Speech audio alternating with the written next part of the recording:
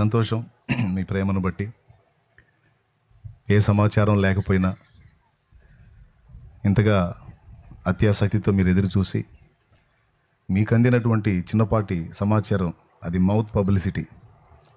Poster లేదు, flexi లేదు, mouth publicity. కేవలం ఆ సమాచారం అందుకొని పాపం వెతుక్కొని వచ్చారు మీరు. నాకు తెలిసి అడ్రస్ కూడా మీకు తెలియదు. ఎంతమందికి తెలియదు ఇక్కడ అని అడ్రస్ తెలియని వాళ్ళు ఎంతమంది? అదిగో చాలామందికి తెలియదు ఇక్కడ అడ్రస్. ఆయన వెతుక్కొని వచ్చారు. సారీ మీకు ఆ రిస్క్ ఇచ్చినందుకు మీరు క్షమించాలి. ఎందుకంటే తప్పలా. ఇది పబ్లిక్ చేసి ఆర్భాటంగా చేయాలి అనే ఆశ ఉందిలే, కానీ దైవజనుల ఆర్థిక స్తోమతను కూడా దృష్టిలో పెట్టుకోవాలి. ఇది తల్లిదండ్రి ఇద్దరిని కోల్పోయినటువంటి ఒక చిన్నవాడు పూనుకున్న పని.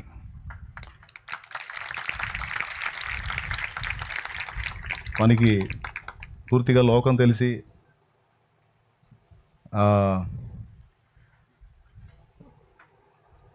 ఒక స్థాయికి వచ్చేసరికి తల్లిదండ్రి ఇద్దరు వెళ్ళిపోయారు. కానీ తన తల్లి ఆశ, నా కొడుకు దేవుని సేవకుడు కావాలి. సహజంగా కొంతమంది తల్లుల ఆశ ఉంటుంది, మావాడు డాక్టర్ కావాలనో, యాక్టర్ కావాలనో, లేకపోతే ఇంకొకటి కావాలనో, సాఫ్ట్వేర్ కావాలనో, మావాడు పెద్ద ఉద్యోగస్తుడై ఏసీలో బతకాలని, ఓసీగా ఏసీలో బతకాలని చాలామంది తల్లిదండ్రులకు ఆశ ఉంటుంది. తప్పులేదు, అలా ఆశించడం తప్పేం కాదు. కన్న తల్లిదండ్రులు బిడ్డల సుఖాన్ని కోరుకుంటారు. కానీ ఆత్మీయులైనటువంటి వాళ్ళు, దేవుని ఆత్మీయ స్పర్శను ఎరిగినటువంటి వాళ్ళు ఖచ్చితంగా నాకు దేవుడు అనుగ్రహించిన నా సంతతి నా ప్రభు సేవకులే కావాలి, సేవకురండ్రే కావాలి అని కోరుకుంటారు. ఆత్మీయ స్పర్శ కలిగిన వాళ్ళు. వాడు సంపాదించి ఏదో వాడేదో అందలంలో బతకాలనేది నాకు ఆశ కాదు, కానీ 10 మంది జీవితాలను ప్రభు కొరకు సంపాదించేవాడై 10 మంది బ్రతుకులను కట్టేవాడై ఉండాలి నా కుమారుడు, నా కుమార్తె అని ఆత్మీయులైన తల్లిదండ్రులు ఉబలాట పడతారు. ఇక్కడ సేవ చేయడానికి పంపబడినటువంటి దైవజనుడి తల్లి హృదయ వాంఛాది. ఆడపిల్లలు ఉన్నారు ఆమెకి, ఒక్కడే మగపిల్లవాడు. ఎంతమంది? 4 ఆడపిల్లలు. నువ్వు రారా. 4 ఆడపిల్లల తర్వాత పుట్టాడా ఆఖరోడు. మరి ఎన్ని ప్రార్థనలు చేసింది ఒక మగబిడ్డని, అయ్యా నీ సేవకి ఇస్తానని ఎన్ని ప్రార్థనలు చేసింది ఆ తల్లి దయక్క. మరి దేవుడు తన దాసుడిని ఇచ్చాడు. ఇచ్చినాక చిన్నప్పటి నుంచి వాడిని దేవుని యందు భయభక్తులతోనే పెంచింది, సన్నిధిలో అప్పచెప్పేసింది. వాడు కూడా సన్నిధికే పరిమితం అయిపోయాడు. ఎంత వయసు ఉంటుంది నన్ను మందిరంలో చేరినప్పుడు? 11-12 ఏళ్ళ ప్రాయంలో తండ్రి సన్నిధికి వచ్చాడు. ఇక అక్కడే ఫిక్స్ అయిపోయాడు. ఇక సన్నిధి వదిలిపెట్టిపోడు. ఇక అదే వాడి ఇల్లు, అదే వాడి వాకిల్ అన్నట్టుగా టైం అంతా అక్కడే స్పెండ్ చేస్తూ ఉంటాడు. అందుకే చాలా చిన్న వయసులో నాకు తోడయ్యాడు. కాబట్టి నేను వాడు అంటున్నాను, మీరు నన్ను అపార్థం చేసుకోవద్దు. అంటే ఆయన అనలేను కదా, చిన్నోడు కాబట్టి అలా అలవాటు అయిపోయింది. నన్ను మళ్ళీ అపార్థం చేసుకోవద్దు. దేవునికి స్తోత్రం, ప్రభుకి స్తోత్రం, హల్లెలూయా. తల్లి ఆశించింది, ప్రార్థించింది, ఆమె అయితే ప్రభు దగ్గరికి వెళ్ళిపోయింది. తల్లిదండ్రి ఇద్దరిని కోల్పోయి అక్కడే ఉన్నాడు. తర్వాత ఆడపిల్లలు ఉన్నారు, వాళ్ళని కూడా దేవుడు గట్టెక్కిచ్చాడు. మొత్తానికి పెళ్ళిళ్ళు అయిపోయినాయి, వాళ్ళకి కూడా దేవుడు సంతానాన్ని ఇచ్చాడు. ఈ ఒక్కడి పరిచర్య మాత్రం ఇక్కడ ఉండి చూడలేదు, కానీ అక్కడ దేవుడు చూపిస్తాడు. దేవునికి మహిమ. మా వాడు మాట్లాడటమే తక్కువ. అసలు వాడు మంగళగిరి వచ్చి ఇక్కడ ఒక సంఘాన్ని కట్టి దేవుని యేసయ్య సహాయంతో వాక్యం చెబుతా, ఏమండి ఇక్కడ ఒక మందిరాన్ని కూడా కట్టగలిగాడంటే దేవుడి కృప. దేవుడు ఎంత కార్యం చేశాడో ముందు అసలు సగం చూద్దామని ఆరాటంగా పరిగెత్తా నేను. దేవునికి స్తోత్రం. అసలు ఏది ఎలా చేశాడు, సిస్టమేటిక్గా చేశాడా, వాని మెచ్యూరిటీ అంతా టెస్ట్ చేయడానికి వచ్చాను. సూపర్గా చేశాడు. మొత్తం ఏర్పాట్లు కానీ, మందిరం కానీ అన్నీ అద్భుతంగా. కాబట్టి తన ఆర్థిక స్థితిగతులు అంతంత మాత్రం కాబట్టి ఎక్కువ బరువు వాని మీద వేయకూడదు. నేను అబ్బాయి అందరికీ పబ్లిక్ చేయాలంటే మొత్తం సరుకంతా వస్తారు ఫుల్గా. విజయవాడ వాళ్ళు, మంగళగిరి వాళ్ళు, మొత్తం గుంటూరు వాళ్ళు కూడా వచ్చి కూర్చుంటారు. దగ్గరగా 3కి కూర్చుంటారు, కానీ ఆపలేడుగా. ఏర్పాట్లే భారీగా ఉంటాయి. కాబట్టి ఆ సెక్షన్ తర్వాత విజయవాడ మంచి పెద్ద గ్రౌండ్ ఒకటి చూసుకుంటాం, పబ్లిక్ చేస్తాం, ఓ భారీ మీటింగ్ పెడతాం, అది వేరే లెక్క. భవిష్యత్తులో జరుగుతాయి, నా తండ్రి చిత్తం అవుతాయి. అది మంగళగిరిలో జరిగింది, గుంటూరులో జరిగింది, విజయవాడలో జరిగింది, హైదరాబాద్లో ఆల్రెడీ ప్లాన్స్ జరుగుతాయి. భారీగా వెళ్ళే అడుగులు భారీగా వేద్దాం. తర్వాత ముందైతే సేవకులు ఇబ్బంది పడకుండా వాళ్ళకి కొంచెం కంఫర్ట్గా ఉండటానికి ఎవరికి తెలియకుండా రహస్యంగా వచ్చి మందిరాలు ప్రతిష్ఠ చేసి వెళ్ళిపోతూ ఉన్నా. అయినా సరే ఎట్లా సమాచారం అందుకొని లైవ్ ఫాలో అవుతా, ఎక్కడ ఈరోజు మందిర ప్రతిష్ఠ అని వెతుక్కొని, పొద్దున మీరు తమ్నేలు చూస్తుంటారు నాకు తెలిసి, పొద్దున మంగళగిరి, అరే మనూరేరా, ఎక్కడుంది మంగళగిరిలో తండ్రి సన్నిధి అని వెతుక్కొని ఇంకా వస్తూనే ఉన్నారు. రండి మా మీరు చిన్నంగా వస్తున్నారు, రండి, తొందర రండి, మీరు వస్తారనే మాట్లాడుతున్నాను నేను. రండి, స్పీడ్గా వచ్చి కూర్చోండి మీ ప్లేస్లో, ఎక్కడ ఖాళీ ఉంటే అక్కడ కూర్చోండి. ఈ పక్క ఉంది చూడండి, అశోక్. ఆ 2 స్పీకర్లు డబల్ అట్లా పెడతారు కదా, అశోక్ ఏడున్నాడు? తాడు కట్టండి రా, తాడు ఏదన్నా ఉంటే చూసి ఆ రెండింటిని కలిపి అట్లా తాడు కట్టేసేయండి, పడకుండా ఉంటాయి. చాలా సంతోషం. మొత్తం మీద తెలుసుకొని అందరూ సమకూడారు. మరి ఇంకో చిన్న పని ఉంది, అది కూడా చేసేసి ఇక వాక్యంలోకి వెళ్దాం. రండి తొందర రండి. ఇప్పుడు దొరికింది వాళ్ళకి అడ్రస్, వస్తాం వాళ్ళు. అయితే దేవుని వాక్యాన్ని చదువుకుందాం.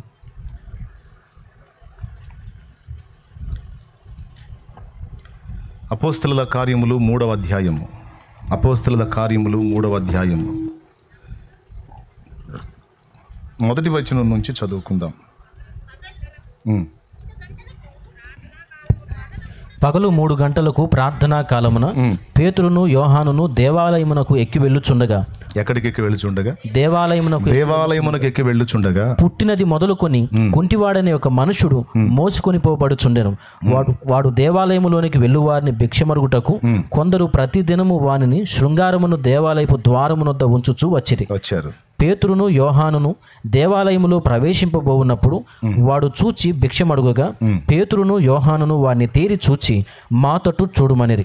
వాడు వారి యొద్ద ఏమైనా దొరుకునని కనిపెట్టుచు వారి యందు లక్ష్యముంచాడు. అంతటా పేతురు, వెండి బంగారములు నా యొద్ద లేవు గాని నాకు కలిగినదే నీకిచ్చుచున్నాను. నజరేయుడైన యేసుక్రీస్తు నామమున నడువుమని చెప్పి వాని కుడి చెయ్యి పట్టుకొని లేవనెత్తెను.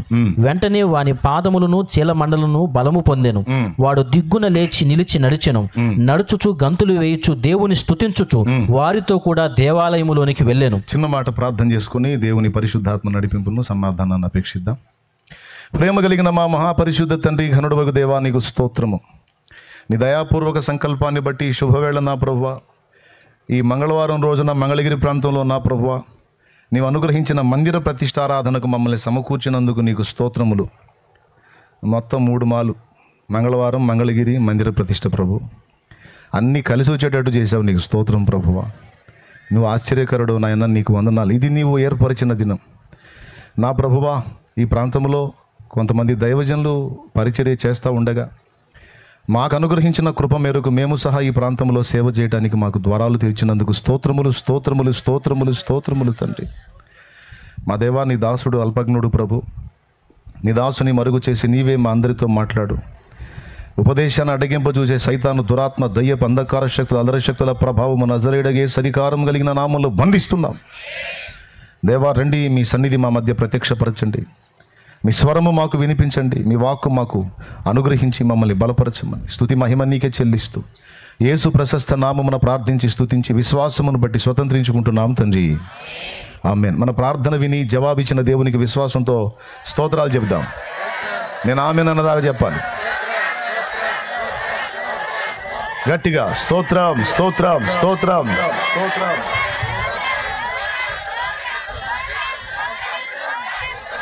ఆమేన్ ఆమేన్.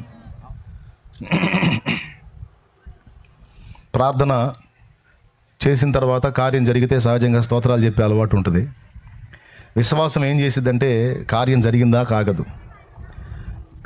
ప్రార్థన చేసి ఆ మనవి దేవుని యొద్దకు చేరిందని విశ్వసించిన హృదయం స్తుతిస్తుంది. ఇది పోయిన ఆదివారం నేను 2వ సందేశంలో దీని గురించి వివరణాత్మకంగా మాట్లాడాను. కాబట్టి విశ్వాసంతో మీరు స్తుతించారు, నేను ప్రార్థించాను. వెరసి దేవుడి కార్యం జరుగుతుంది. దేవుడు తన స్వరాన్ని వినిపిస్తాడు. విశ్వాసంతో విందాం. ఆమేన్. ఇంకా మీ మనసులు అటు ఇటు పోనీయకండి. ఎక్కడోళ్ళు అక్కడ ప్రశాంతంగా కూర్చోండి. వచ్చేవాళ్ళు కూడా వచ్చి మీకు ఖాళీ ఉన్న ప్రదేశాల్లో కూర్చొని దేవుని మాటలు వినడానికి ప్రయత్నం చేయండి. చదువుకున్నటువంటి వాక్య భాగంలో పేతురు భక్తుడు, యోహాను భక్తుడు ఇద్దరు దేవాలయానికి ప్రార్థనా సమయం మందు ఎక్కి వెళుతున్నారట. దేవాలయాన్ని గూర్చి పాత నిబంధనలోనే కాదు, క్రొత్త నిబంధనలో కూడా వ్రాయబడి ఉంది దేవాలయ విశిష్టత. ఈరోజు కొంతమంది మందిరాలు అక్కర్లేదు, దేవుని మందిరాలు అక్కర్లేదు, దేవాలయాలు అక్కర్లేదని దేవుని మందిరాలను గురించి మాట్లాడినప్పుడు వెటకారాలు చేసే బోధకులు కూడా తయారయ్యారు. కానీ పాత నిబంధనలోనూ క్రొత్త నిబంధనలోనూ కూడా దేవాలయానికి సంబంధించినటువంటి విలువ విశిష్టత మాట్లాడాడు. పాత నిబంధనలో ఇశ్రాయేలు సర్వ సమాజము మధ్య యెహోవా ప్రత్యక్ష గుడారం ఉండేది. యెహోవా ప్రత్యక్ష గుడారము ఎందుకు అంటే దేవుణ్ణి సేవించడానికి, దేవుణ్ణి సన్నుతించడానికి, దేవునికి బలి అర్పణ జరిగించడానికి ప్రజలు కోరుకున్న ఎడల వాళ్ళు వచ్చి అలాగూ చేయడానికి వాళ్ళకు అనుమతిగా అనుకూలంగా వాళ్ళందరి మధ్యలో మందిరం ఉండేది. అదే ప్రత్యక్ష గుడారం. ప్రత్యక్ష గుడారం చుట్టూ లేవీయుల గుడారాలు ఉండేవి. తర్వాత నలుదిక్కుల మిగిలిన గోత్రాల గుడారాలు ఉండేవి. తూర్పు దిక్కున కొన్ని గోత్రాల గుడారాలు, ఉత్తర దిక్కున కొన్ని గోత్రాల గుడారాలు, పడమర దిక్కున కొన్ని గోత్రాల గుడారాలు, దక్షిణ దిక్కున కొన్ని గోత్రాల గుడారాలు ఉండేవి. అయితే కొంతకాలం గడిచిన తర్వాత దేవుడు ఒక నిర్ణయం చేశాడు. ఇశ్రాయేలు మధ్యలో నేనుంటే వారు పాపం చేసినప్పుడు నేను సహించను, మొత్తాన్ని గాజేసే అవకాశం ఉంటుంది. కాబట్టి ఎవడైనా నన్ను వెతకగోరిన ఎడల వాడు వచ్చి నన్ను వెతుకున్నట్లు పాళెము వెలుపట ప్రత్యక్ష గుడారాన్ని వేయమని దేవుడు మాట్లాడాడు. అప్పుడు పాళెం వెలుపట ప్రత్యక్ష గుడారాన్ని మోషే వేయటం జరిగింది. అది 3 విభాగాలుగా ఉంటుంది. అతి పరిశుద్ధ స్థలం, పరిశుద్ధ స్థలం, ఆవరణం అని 3 విభాగాలు. మనకు కూడా 3 భాగాలు. మనం కూడా ప్రాణము, శరీరము, ఆత్మ. ఈ ఆవరణంలో బలిపీఠము, ఇత్తడి గంగాళం ఉంటాయి బలి అర్పించడానికి పాదశుద్ధి కొరకు. పరిశుద్ధ స్థలములో ధూపవేదిక, దీపవృక్షము, సన్నిధి రొట్టెల బల్ల ఉంటాయి. అతి పరిశుద్ధ స్థలంలో సాక్ష్యపు మందసము, దాని మీద కెరూబుల మధ్య కరుణాపీఠం, కెరూబుల మధ్య ఖాళీ ప్రదేశం కరుణాపీఠం. ఇవి మొత్తం 7 ఉపకరణాలు. మొట్టమొదటిది బలిపీఠం, రెండవది ఇత్తడి గంగాళం, మూడవది సన్నిధి రొట్టెల బల్ల, నాలుగవది దీపవృక్షం, ఐదవది ధూపవేదిక, ఆరవది సాక్ష్యపు మందసం, 7వది కరుణాపీఠం. మొత్తం 7 ఉపకరణాలు లెక్కేసుకుంటే వచ్చేది. ఆవరణంలో 2 ఉంటాయి, అతి పరిశుద్ధ స్థలంలో 2 ఉంటాయి, మధ్యలో పరిశుద్ధ స్థలంలో 3 ఉంటాయి. ఈ పాపం చేసినటువంటి వ్యక్తులు ఎవరైనా అపరాధం చేసిన వాళ్ళు, మరి దేవునికి కృతజ్ఞతార్పణ చెల్లించాలనుకున్న వాళ్ళు ఎవరు ఏ విధంగానైనా దేవుణ్ణి సమీపించాలంటే దేవాలయానికి రావాలి, బలి అర్పించి దేవుణ్ణి సమీపించాలి. రక్తము చిందింపకుండా పాప క్షమాపణ కలగదని హెబ్రీ పత్రికలో రాయబడి ఉంది. ఎవరైనా దేవుణ్ణి సమీపించాలంటే వారి పాపమునకు పరిహారం చూపించే దేవుణ్ణి సమీపించాలి. ఇది దేవుడు పెట్టిన కట్టడ. మొట్టమొదటి బలి అర్పణ పాప పరిహారార్థమై దేవుడే జరిగించాడు. ఇది ఆదాము హవ్వలు పాపం చేసినప్పుడు. వాస్తవంగా ఆదాముతో చెప్పిన మాట, ఆ పండు తిను దినమున నిశ్చయముగా నీవు చచ్చెదవని చెప్పాడు. కానీ ఆదాము చావలేదు, హవ్వ కూడా చావలేదు. ఎందుకు చావలేదంటే దేవుడు వారికి రావాల్సినటువంటి మరణాన్ని ఒక పశువు మీదకి, ఒక జంతువు మీదకి దాన్ని ట్రాన్స్ఫర్ చేశాడు.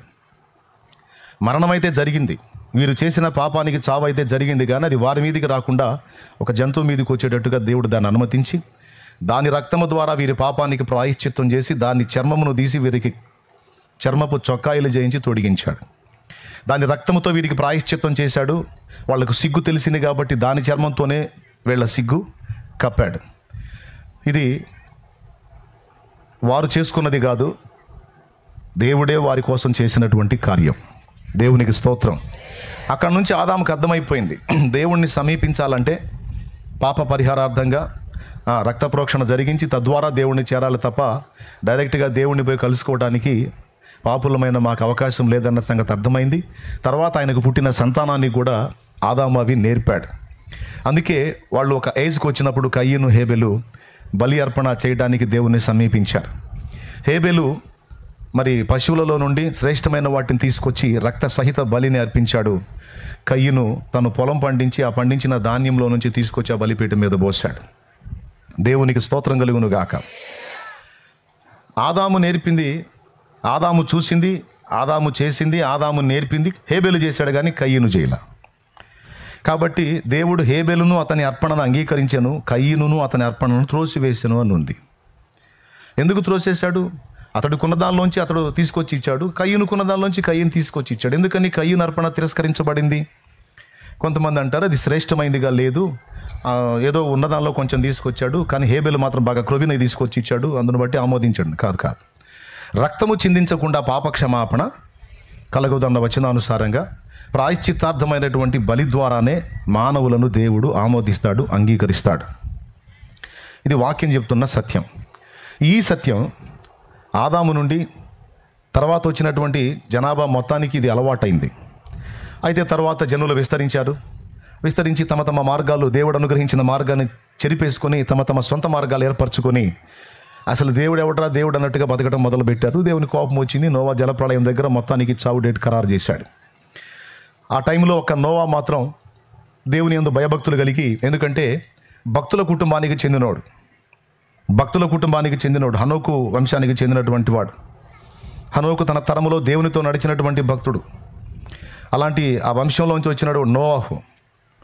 కాబట్టి పితరులు చెప్పిన మాటల్ని తీసుకొని గుండెల్లో దాచుకొని తన చుట్టూ ఉన్న సర్వ సమాజము చెడిపోయి పూర్తిగా 100% పాడైపోయి ఉండగా తను మాత్రం తన భక్తిని, ఆత్మీయతను కాపాడుకొని దేవునితో నడిచాడని దేవుని వాక్యమే సాక్ష్యం ఇచ్చింది. ఆదికాండం 6లో. బలుల విషయం వచ్చేటప్పటికి ఆదికాండం 4 ఉంటుంది. వాళ్ళు చేసిన పాపము ప్రాయశ్చిత్తం వచ్చేటప్పటికి ఆదికాండం 3లో ఉంటుంది. నేను చెప్పిన మ్యాటర్ మొత్తం ఆదికాండం 3లో ఒకటి, ఆదికాండం 4లో ఒకటి, ఆదికాండం 6లో ఒకటి, ఈ 3 విషయాలు ఉంటాయి. నోవాహు దగ్గరకు వచ్చేటప్పటికి దాదాపు తన చుట్టూ ఉన్న సమాజం మొత్తం చెడిపోయింది. ఈరోజు మన చుట్టూ ఉన్న సమాజం కూడా అలాంటి భ్రష్టత్వంలోనికి వెళ్ళిపోతూ ఉంది. ఈరోజు ఎంత నీచత్వానికి వెళ్ళిపోతుందంటే పిల్లలు పెద్దలు అన్న భేదం లేదు, స్త్రీలు పురుషులు అన్న భేదం లేదు, దాదాపు చాలా వరకు చెడిపోతూ ఉంది. నాగరికత అభివృద్ధి చెందిన కొద్దీ మనుషులు జ్ఞానవంతులుగా తయారు కావాలి, కానీ సైకోల్లా తయారవుతూ ఉన్నారు. నాస్తికవాదం పెరిగిపోతుందని మీకు తెలుసా? ఇప్పుడు అత్యధికంగా విస్తరిస్తున్నటువంటి విషయం ఏంటంటే నాస్తికవాదం. నాస్తికవాదం అంటే ఏంటి? దేవుడు లేడు అనే వాదం. అలాంటి వాళ్ళు సైకోలు పెరిగిపోతూ ఉన్నారు. నాగరికత పెరుగుతున్న కొద్దీ మనిషిలో నాస్తికవాదం పెరిగిపోతూ ఉంది. ఇప్పుడు మన చుట్టూ ఉన్న సమాజం కూడా భవిష్యత్తులో అంతే కాబోతూ ఉంది. నోవా తన తరములో తన ఇంటి వారిని ఎలాగ సేవ్ చేసుకున్నాడో ఈరోజు మనము మన భక్తి జీవితాన్ని, ఆత్మీయతని ఇప్పుడున్నటువంటి పరిస్థితుల్లో కాపాడుకోవాల్సిన బాధ్యత మనది. ఎందుకంటే సాక్షాత్తు యేసు ప్రభువే చెప్పాడు, మనుష్య కుమారుడి దినాలు ఎలా ఉంటాయంటే ఆయనే చెప్పాడు. నోవహు దినములో ఎలాగుండెనో మనుష్య కుమారుని దినములలో అలాగుండును, అలాగే లోతు దినములలో ఎలాగుండెనో మనుష్య కుమారుని దినములలో అలాగుండును అని. ఈ 2 సందర్భాలు కూడా దేవుడు భయంకరంగా కోపగించుకున్న సందర్భాలే. అవునా? నోవాహు దినాల్లో ఇక ఓర్వలేక జలప్రళయం రప్పించి ఒక నోవా ఫ్యామిలీని మినహాయించి మొత్తాన్ని లేపేశాడు. ఎందుకంటే వాళ్ళ ఇష్టం, అట్ట బతికారు మనుషులు. ఎవరిని లెక్క చేయాల, గర్వహృదయులు అయ్యారు, దేవుడిని తిరస్కరించారు, భయం పోయింది, భక్తి పోయింది, ఆత్మీయత పోయింది, దేవుడిచ్చిన మార్గాన్ని లక్ష్య పెట్టాల ఎవరు. వాళ్ళు ఇష్టం వచ్చినట్టుగా వాళ్ళు చేశారు హేయక్రియలు. ఫలితంగా వైనం చేశాడు. తట్టుకోలేనంత బాధ కలిగింది దేవుని. అలాగే లోతు దినముల్లో కూడా వాళ్ళ విచ్చలవిడి విశృంఖలత్వ కామ వికార చేష్టలు వాళ్ళ నాశనానికి కారణమయ్యాయి. ఈ 2 ఘట్టాలు కూడా యేసు ప్రభు తన రాకడకు ముందు జరుగుతాయనే విషయాన్ని గుర్తు చేశాడని మర్చిపోవద్దు. ఈరోజు సమాజం చూస్తే ఆ విచ్చలవిడి విశృంఖలత్వం అనేది వ్యాపిస్తూ ఉంది. ఈరోజు సెల్ ఫోన్ అందుబాటులోకి వచ్చిన తర్వాత చిన్నలు లేదు, పెద్దలు లేదు, అందరికీ సెల్ ఫోన్ అందుబాటులో ఉంది, ఇంటర్నెట్ సౌకర్యం ఉంది. అందులో హేయమైనవన్నీ చూస్తా వాళ్ళు ఇష్టం వచ్చినట్టు వాళ్ళు చేస్తా చిన్న చిన్న వయసుల నుంచే వాళ్ళు పాపం వైపులు అడుగులేస్తూ ఉన్నారు. ఇప్పుడు నోవా జలప్రళయం దగ్గరకు వచ్చేటప్పటికి వాళ్ళు చేసినటువంటి చర్యల ఫలితంగా మొత్తాన్ని నాశనం చేసిన దేవుడు నోవా ఫ్యామిలీ నుండే ఇక తర్వాత జనరేషన్ మొత్తాన్ని వచ్చేటట్టు చేశాడు. అప్పటి నుంచి ఇప్పటిదాకా ఉన్నటువంటి జనాభా మొత్తం కూడా, ఏ దేశపోళ్ళైనా, ఏ రాష్ట్రపోళ్ళైనా, ఏ ప్రాంతపోళ్ళైనా, ఈ ఉన్న జనాభా మొత్తం ఆ నోవా సంతతి నుంచి వచ్చిన వాళ్ళమే. షేము, హాము, యాపెతు అనే ఆ ముగ్గురి ద్వారా వచ్చినటువంటి జనాభాయే మనందరం. కులాలు మతాలు మనం కల్పించుకున్నాయి, కానీ వాస్తవంగా మనందరిది బ్లడ్ రిలేషన్, రక్త సంబంధం. మనందరి మూలపితరుడు షేము, హాము, యాపెతుల తండ్రి నోవా అయితే నోవాకు మూలపితరుడు ఆదాం. కాబట్టి రక్తమును బట్టి చూస్తే మనందరం కూడా ఒకే రక్త సంబంధమే కలిగి ఉన్నటువంటి వాళ్ళు. కాబట్టి ఇది మనం గ్రహించాల్సినటువంటి విషయం. అయితే అందరం ఒకే రక్త సంబంధికులం, కానీ అందరం పాపులం. మరి పాపులైన మనం దేవుణ్ణి చేరాలంటే ఇందాక ముందే చెప్పాను, పాప పరిహారార్థమైన బలి జరగాలి అనే ప్రక్రియను దేవుడు ఫస్ట్ నుంచి నేర్పుకుంటా అలవాటు చేసుకుంటా వచ్చాడు.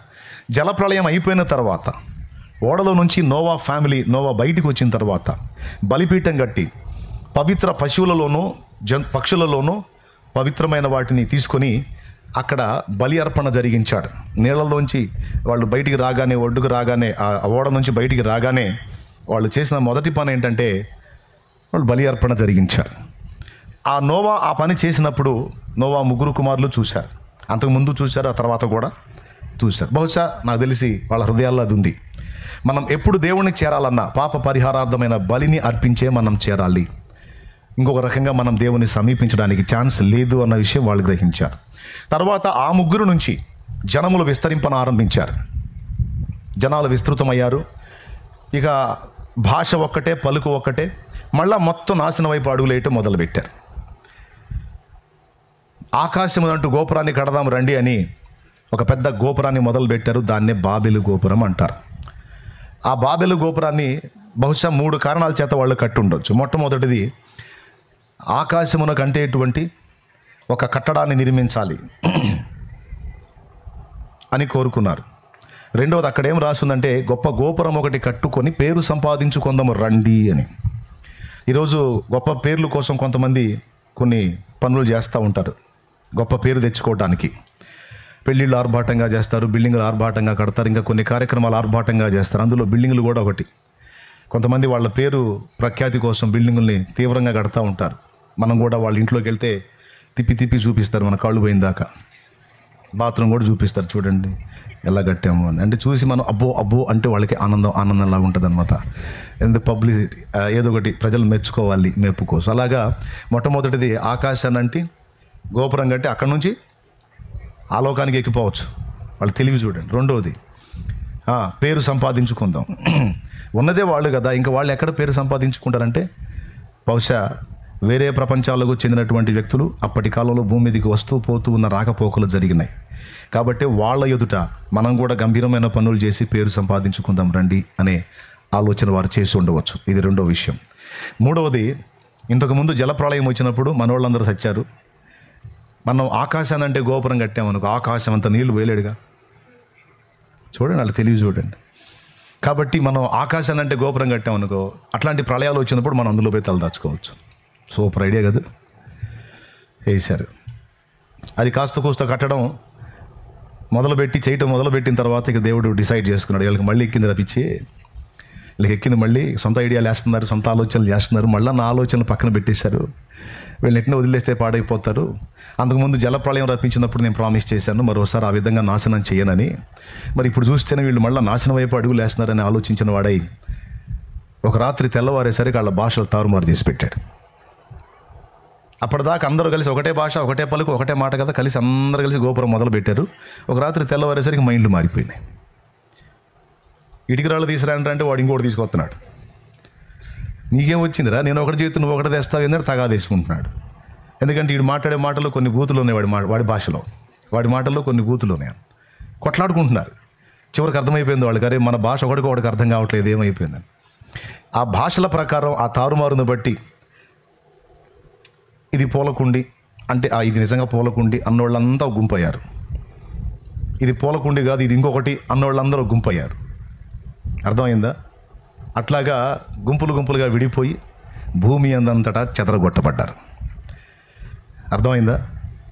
భాషల తారుమారు అవ్వటం వల్ల ఒకడికి అర్థం కాక, ఒకడితో ఒకడు కలిసి పొసగలేక ఎటోళ్ళటు చెదరిపోయారు. చెదరిపోవటం అయితే పోయారు, కానీ వారి మనసులో దేవుణ్ణి సమీపించడానికి బలి అర్పణ తప్పనిసరి అనే విషయాన్ని మాత్రం అందరూ అన్ని భాషలోళ్ళు కలిగి ఉన్నారు. కావాలంటే మీరు ప్రపంచం అంతా చూడండి.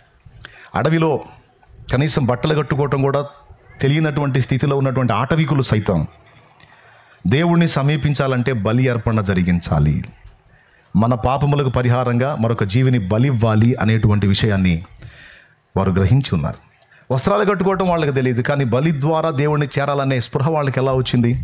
ఒకటి, మన హృదయంలో మన మనస్సాక్షిలో దేవుడు తన ధర్మశాస్త్రాన్ని ఉంచాడు, దాన్ని బట్టి మనకు ఆ స్పృహ అందుతుంది. రెండవది, పారంపర్యంగా వచ్చినటువంటి విషయం బహుశా వాళ్ళకి గ్రహింపులో ఉండి ఉండవచ్చు. కాబట్టి బట్టలు కట్టుకోవటం కూడా తెలియని వానికి బలి ఇవ్వటం తెలుసు. కావాలంటే మీరు ట్రై చేసి చూడవచ్చు. మనం ఓల్డ్ మూవీస్లో కొండ జాతి వాళ్ళని బండ జాతి వాళ్ళని చూస్తూ ఉంటాం. మనం బండ మనుషులు కొండ మనుషులని, అక్కడ ఉండే బండలలో కొండలలో అడవుల్లో కోణల్లో ఉండేటువంటి మనుషుల్ని మనం చూస్తూ ఉంటాం. వాళ్ళకి వస్త్రాలు కట్టుకోవడం కూడా తెలియదు. ఇప్పుడు కూడా సెంటినరీ జాతి మనుషులు అండమాన్ నికోబార్ దీవుల్లో ఉన్నారు. సెంటినరీ జాతి వాళ్ళకి ఎప్పటికీ బట్టలు కట్టుకోవడం తెలియదు, కానీ వాళ్ళు సైతం దేవుణ్ణి చేరాలంటే బలి అర్పణ జరిగిస్తారు. కొండ దేవరికి మనం బలి ఇవ్వాలరా అంటారు, గుర్తుందా? ఎట్ట తెలుసు వాళ్ళకి ఆ సంగతి? అంటే దేవుడు ఒకడు ఉన్నాడు అన్నది తెలుసు. రెండవది, ఆ దేవుణ్ణి చేరాలంటే రక్తము చిందించే మనం చేరాలి, వేరే ప్రత్యామ్నాయం లేదు. కాబట్టి ఈరోజు భూమి మీద ఉన్న మానవ జాతి మొత్తానికి కూడా రక్త ప్రోక్షణ గురించి అవగాహన దేవుడు కలిగించాడు. సింపుల్గా మీకు అర్థమయ్యేటట్టు చెప్పాలంటే, ఒక జీవికి ప్రతిగా మరొక జీవి, ఒక ప్రాణికి ప్రతిగా మరొక ప్రాణి, ఇది ప్రక్రియ. ఆవరణలోకి ఎవరైనా వెళ్ళొచ్చు బలి అర్పించడానికి. పరిశుద్ధ స్థలంలోకి యాజకులు మాత్రమే వెళ్ళాలి. అతి పరిశుద్ధ స్థలములోనికి సంవత్సరానికి ఒక్కసారి యాజకుడు ప్రజల పాప పరిహారార్థమై ఆ జంతువుల రక్తమును ఒక పాత్రలో తీసుకొని అతి పరిశుద్ధ స్థలంలోనికి ప్రవేశించి ఆ రక్తమును కరుణాపీఠం దగ్గర ప్రోక్షించాలి. ఇది యాజకుడి ధర్మం. ప్రధాన యాజకుడు ఈ పని చేయాలి సంవత్సరానికి ఒకసారి. ఆ అతి పరిశుద్ధ స్థలంలోనికి వెళ్ళేటప్పుడు నడుముకు ఒక తాడు కట్టబడిద్ది, అతడు అంగీకి బంగారు గంటలు ఉంచబడతాయి. లోపలికి వెళ్ళే రక్తం ప్రోక్షిస్తున్నప్పుడు గంటల సౌండ్ వస్తూ ఉంటుంది. ఒకవేళ లోపలికి వెళ్ళిన వాడు దోషి అయి ఉంటే అక్కడే చచ్చిపోతాడు, దేవుడు చంపేస్తాడు. ఎందుకంటే అతి పరిశుద్ధ స్థలంలో దేవుని మహిమ ఉంటుంది, దేవునికి మహిమ. హల్లెలూయా. అతి పరిశుద్ధ స్థలంలో దేవుని మహిమ ఉంటుంది కనుక అక్కడ పోయినోడు నకరాలు చేయకూడదు, చాలా జాగ్రత్తగా ఉండాలి, పర్ఫెక్ట్గా ఉండి అందులోకి పోవాలి. ఒకవేళ అందులో పోయినోడు తేడా అనుకో అక్కడే చచ్చిపోతాడు. చచ్చిపోయిన వాడిని బయటికి తేవడానికి ఇంకొకటి పోయడానికి వాడు తెస్తాడు. అందుకని నడుంకు కట్టిన తాడుతో బయటికి లాగుతాడు. ఇంత సిస్టమ్ ఉంటుంది అన్నమాట. అంటే అతి పరిశుద్ధ స్థలమునకు పరిశుద్ధ స్థలమునకు మధ్య దట్టమైన దళసరి తెర ఒకటి అడ్డు ఉంటుంది. Praise the Lord. సంవత్సరానికి ఒక్కసారి యాజకుడు అక్కడికి వెళ్ళి ఆ పని చేయాలి. ఆ అతి పరిశుద్ధ స్థలములో ఉండే మందసములో అహరోను చిగిర్చిన చేతికర్ర, మన్నాగాల పాత్ర, ధర్మశాస్త్రపు పలకలు ఉంటాయి. ఇది ప్రత్యక్ష గుడారం యొక్క నమూనా. ఇప్పుడు పాపైన మనుషుడు పరిశుద్ధుడైన దేవుణ్ణి చేరాలి అంటే ఖచ్చితంగా రక్తము ద్వారానే చేరాలి, కానీ ఇక వేరే ప్రత్యామ్నాయం లేదు అనే విషయాన్ని అందరి మనసుల్లోకి అలవాటు అయ్యేటట్టు చేశాడు. అప్పటి నుంచి ఇప్పటిదాకా మీరు తెలంగాణలో చూస్తే ఏదన్నా ఒక హౌస్ ఓపెనింగ్ మీరు కానీ వెళ్ళగలిగితే వాళ్ళు ఖచ్చితంగా ఒక పొటేల్ని కోసి దాని బ్లడ్లో హ్యాండ్స్ ముంచి ద్వారబంధాలకి లేదా గుమ్మం ఆ పక్క ఈ పక్క గోడలకి ఆ ముద్రలు కొడతారు. ఎవరన్నా చూసారా? ఎంతమందికి తెలుసు? తెలిస్తే చేతులు ఎత్తాను, నేను చూశాను అన్న అన్నాడు. ఇక్కడ మన దగ్గర కూడా కొన్ని ఏరియాల్లో చేస్తారు. చక్కగా మంచిగా ఇల్లు కట్టుకొని అందంగా పెయింటింగ్ చేసుకొని మళ్ళీ ఈ రక్తపు ముద్రలు కొట్టుకోవటం ఏంటి? వాళ్ళని అడిగితే అంటారు, రక్తపు గురుతులు ఉన్నటువంటి ఇంటిని కీడు దాటిపోతుంది, ఆ ఇంట్లోకి కీడు రాదు. దేవునికి స్తోత్రం చెప్దామా? చెల్లి బొట్టు పెట్టింది, ఆ రంగు ఏందిరా? ఎరుపు. ఎరుపు. మన బ్లడ్ కూడా ఆరిపోయిందంటే అదే వర్ణంలో ఉంటుంది. మన బ్లడ్ మన నుంచి బయటకు వచ్చేటప్పుడు ఎర్రగా సింధూర వర్ణంలో ఉంటుంది, కాస్త ఆరిందంటే కొంచెం లైట్ బ్లాకిష్కి వచ్చింది. చెల్లి పెట్టిన బొట్టు యాజ్ ఇట్ ఈజ్గా అలానే ఉంది. చూడండి, ఎన్నో రకాల బొట్లు ఉంటే, ఎన్నో రకాల కలర్స్ ఉంటే ఎందుకని ప్రాచీన కాలం నుండి రక్తవర్ణాన్ని దిద్దుకుంటున్నారు అంటే ఇశ్రాయేలీయులు మాత్రమే కాదు, ఇండియాలో ఉన్న ఆర్య ఋషులు సైతం అదే నమ్మారు. రక్తము చిందించకుండా పాపక్షమాపణ కలగదు అన్నది ఇశ్రాయేలీయుల విశ్వాసమే కాదు, ఆర్యుల విశ్వాసం కూడా. అది మీరు ప్రాచీన గ్రంథాలైనటువంటి వేద సాహిత్యంగా చదవగలిగితే అందులో ఆర్యులు జంతు బలులు అర్పించినట్టు క్లియర్గా రాస్తుంది. ఈ మధ్య కొంతమంది వచ్చి అట్లేమీ లేదు అది ఇదని వాళ్ళ సొంత మాటలు మాట్లాడుతున్నారు. గ్రంథాల్లో సాక్ష్యం ఉంది, నా దగ్గర ఎవిడెన్స్ ఉంది. నేను దేవతలు మొక్కిన దేవుడు ఎవరు అనే అంశంలో ప్రతిదీ కూడా నేను ఆధారం చూపించాను. ఇంట్రెస్ట్ ఉన్నోళ్ళు యూట్యూబ్లో సెర్చ్ చేయొచ్చు, అందులో మీకు దొరుకుతుంది. విత్ రిఫరెన్సెస్తో సహా నేను కోట్ చేశాను, స్క్రీన్ మీద చూపించాను ప్రతిదీ కూడా. ప్రభుకి స్తోత్రం చెప్పండి. ఆర్యులు కూడా జంతు బలులు అర్పించారు. ఇంకా చెప్పాలంటే అప్పటి కాలంలో ఇళ్ళకి రక్తపు గుర్తులు వేసుకోవటమే కాదు, ఇప్పుడు కూడా మీరు తెలంగాణలో చూస్తే ఇంటి కాంపౌండ్ వాల్స్, ఇంటి సరౌండ్స్ మొత్తం కూడా జాజ్ వేస్తారు. జాజ్ కలర్ అంటారు, జాజ్ అంటారు దాన్ని. అంటే అది కూడా రక్తవర్ణంలోనే ఉంటుంది. అంటే వాళ్ళ బార్డర్ ఇంటి చుట్టూ కూడా వాళ్ళు జాజ్ కలర్ వేస్తారు, అంటే రెడ్. గుమ్మాలకి రక్తవర్ణం, అలాగే నుదుటన రక్తవర్ణం. ఎందుకు అంటే వాళ్ళకి అర్థమైంది, రక్తము చిందించకుండా పాపక్షమాపణ కలగదు. సో మన ఆత్మ పరమాత్మ దగ్గరకు చేరాలంటే మన పాపమునకు ప్రతిగా ప్రాయశ్చిత్త బలి చెయ్యాలి మనం అనే విషయాన్ని వాళ్ళు గ్రహించారు.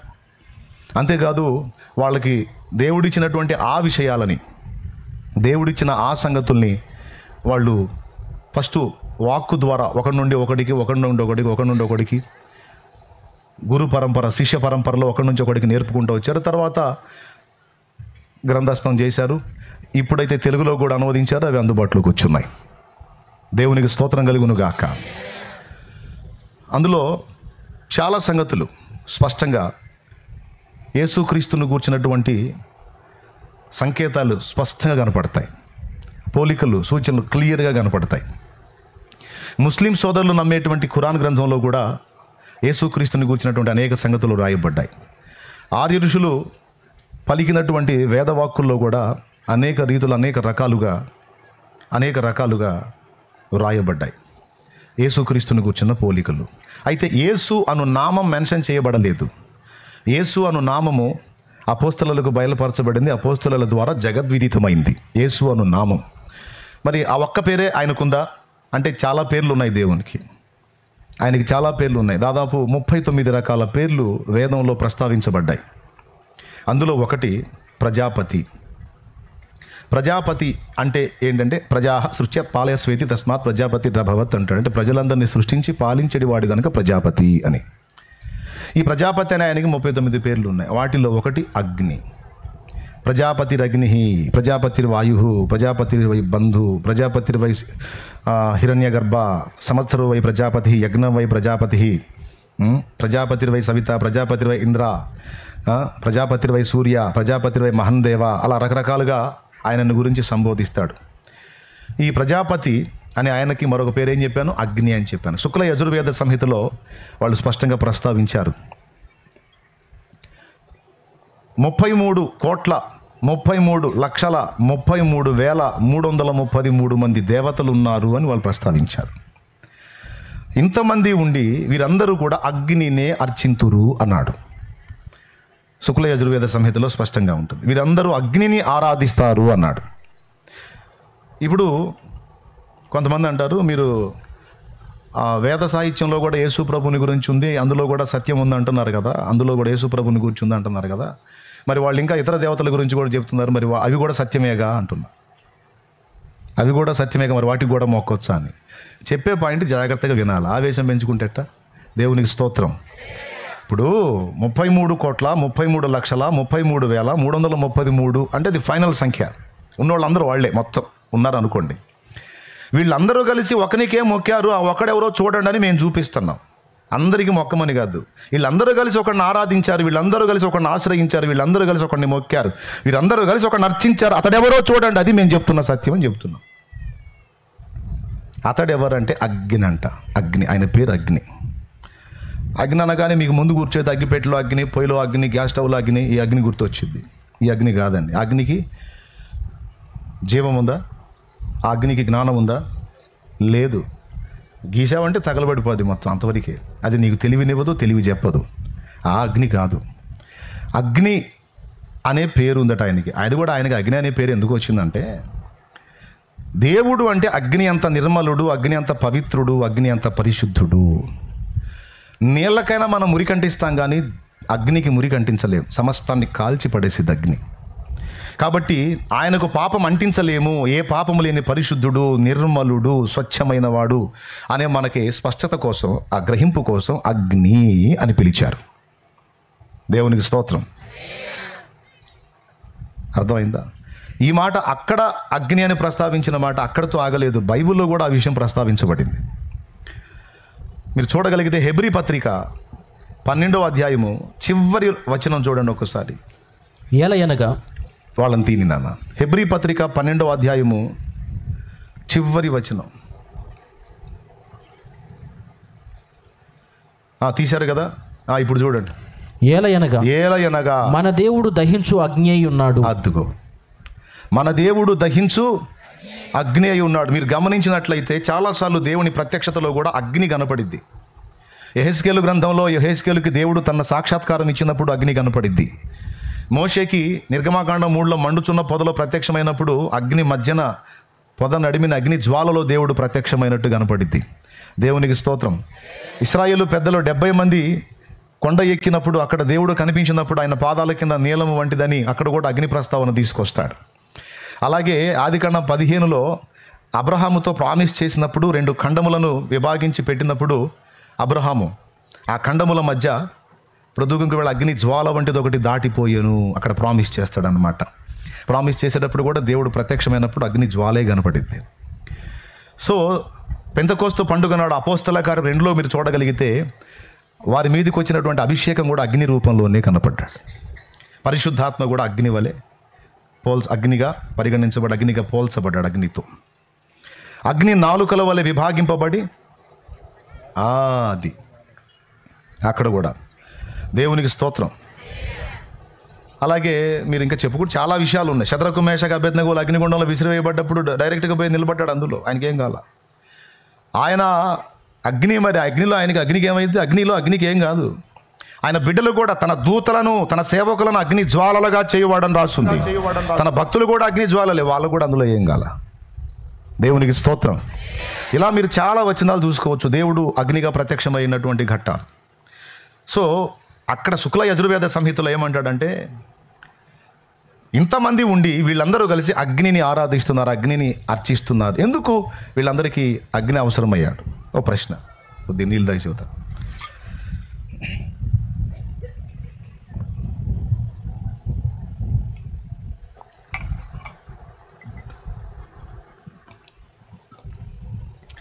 రండి రండి, తొందర రండి, అయిపోయింది, ఇంక చివరికి వచ్చాం.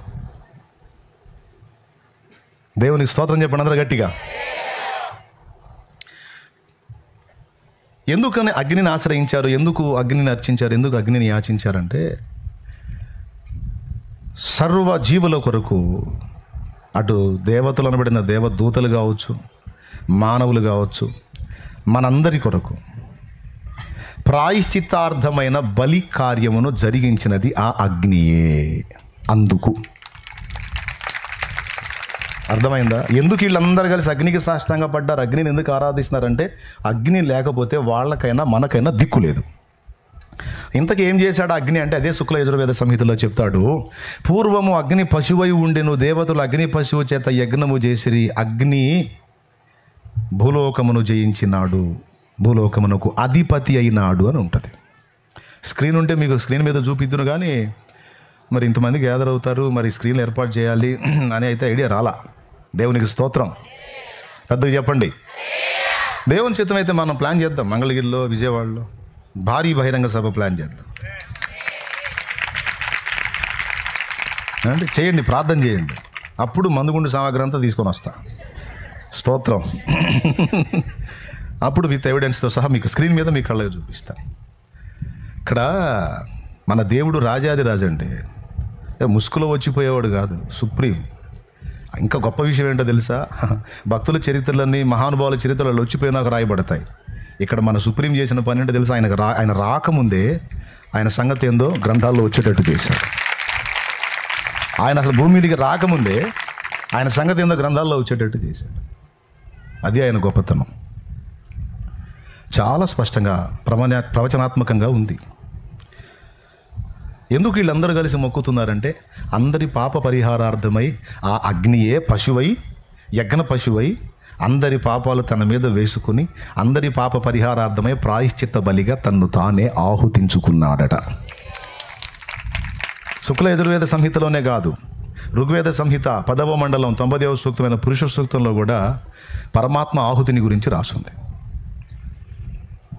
ఆయన గురించి ఏం రాస్తుంది తెలుసా? ఆది సంభూతుడని రాస్తుంది. హెబ్రీ పత్రిక 1వ అధ్యాయంలో యేసు ప్రభుని గురించి ఆది సంభూతుడని రాస్తుంది. అనగా తొలుత జన్మించిన వాడు, మొదట సంభవించిన వాడు. స్తోత్రం. మీరందరూ ప్రశాంతంగా ఉన్నారుగా? రైట్. తొలుత జన్మించిన వాడు అనేమో ఋగ్వేద సంహితలో ఉంది, బైబిల్లోనేమో ఆది సంభూతుడని ఉంది. తొలుత జన్మించిన వాడన్నా మొదట సంభవించిన వాడన్నా ఆది సంభూతుడన్నా ఒకటే. ఋగ్వేద సంహితలో ఏముందో తెలుసా? తొలుత జన్మించిన వాడు మానస యజ్ఞమున యజించబడినాడు. దేవునికి స్తోత్రం. ఇంకొకటి కూడా రాస్తుంది, భూమి మధ్య భాగములో ఆయన ఉద్భవించాడు అన్న విషయాన్ని కూడా ప్రస్తావించాడు. ఆయన చనిపోయి తిరిగి లేచాడన్న విషయాన్ని కూడా ప్రస్తావించాడు. ఇక్కడే సరిపోయింది మీకు. అగ్ని పశువు అయి ఉండెను, దేవతలు అగ్ని పశువుని యజ్ఞ పశువుగా పెట్టి యజించారు, యజ్ఞములో అర్పించబడ్డాడు, తిరిగి లేచి భూలోకమునకు అధిపతి అయ్యాడు. తిరిగి లేకపోతే అధిపతి ఎట్లా అవుతాడు? అవునా? బైబిల్లో మీరు చూసినా కూడా యేసు ప్రభు పూర్తి మానవుడిగా భూమి మీదకి వచ్చాడు. అయితే ఏ మనుష్య రక్తం ఆయనలో లేదు. ఈ మధ్య అదొక టైపు బోధ వచ్చింది. యేసు ప్రభులో కూడా మానవ రక్తం అంటే ఆదాము సంబంధిత రక్తము, మరియ సంబంధిత రక్తము. అసలు తల్లి బ్లడ్ లేకుండా బిడ్డకి ఎలా ఉంటుంది సార్ అని అడుగుతారు. కన్యకు బిడ్డెట్ట పుడతాడు సార్ అని నేను అడుగుతా. కన్యకు అసలు బిడ్డెట్ట పుడతాడండి? ఎట్లా సాధ్యమైంది అంటే దేవుడికి సమస్తము సాధ్యమే. మరి సాధ్యమైంది కదా. మరి సాధ్యమైనప్పుడు పురుష స్పర్శ ఎరగిన ఒక కన్యకు గర్భఫలాన్ని ఇచ్చిన దేవుడు ఆ గర్భంలో ఉన్న శిశువుకి తల్లి రక్తంతో నిమిత్తం లేకుండా బ్రతికించి ఉంచలేడా? ఇది చేత అయిన దేవుడికి అది చేత కాదా? మరి ఏంది ఎడిపోయింది వీళ్ళ మేధస్సు? దాని మీద పెద్ద పెద్ద హడావుళ్ళు, గందరగోళం. ఈ గొడవంతా లేకుండా ఒక పాట రాసి వదిలే. ఇప్పుడు దేవుని పరిశుద్ధాత్మ ప్రేరణలో దేవుడే రాయించాడు. దేవునికి స్తోత్రం. 3 చరణాలు.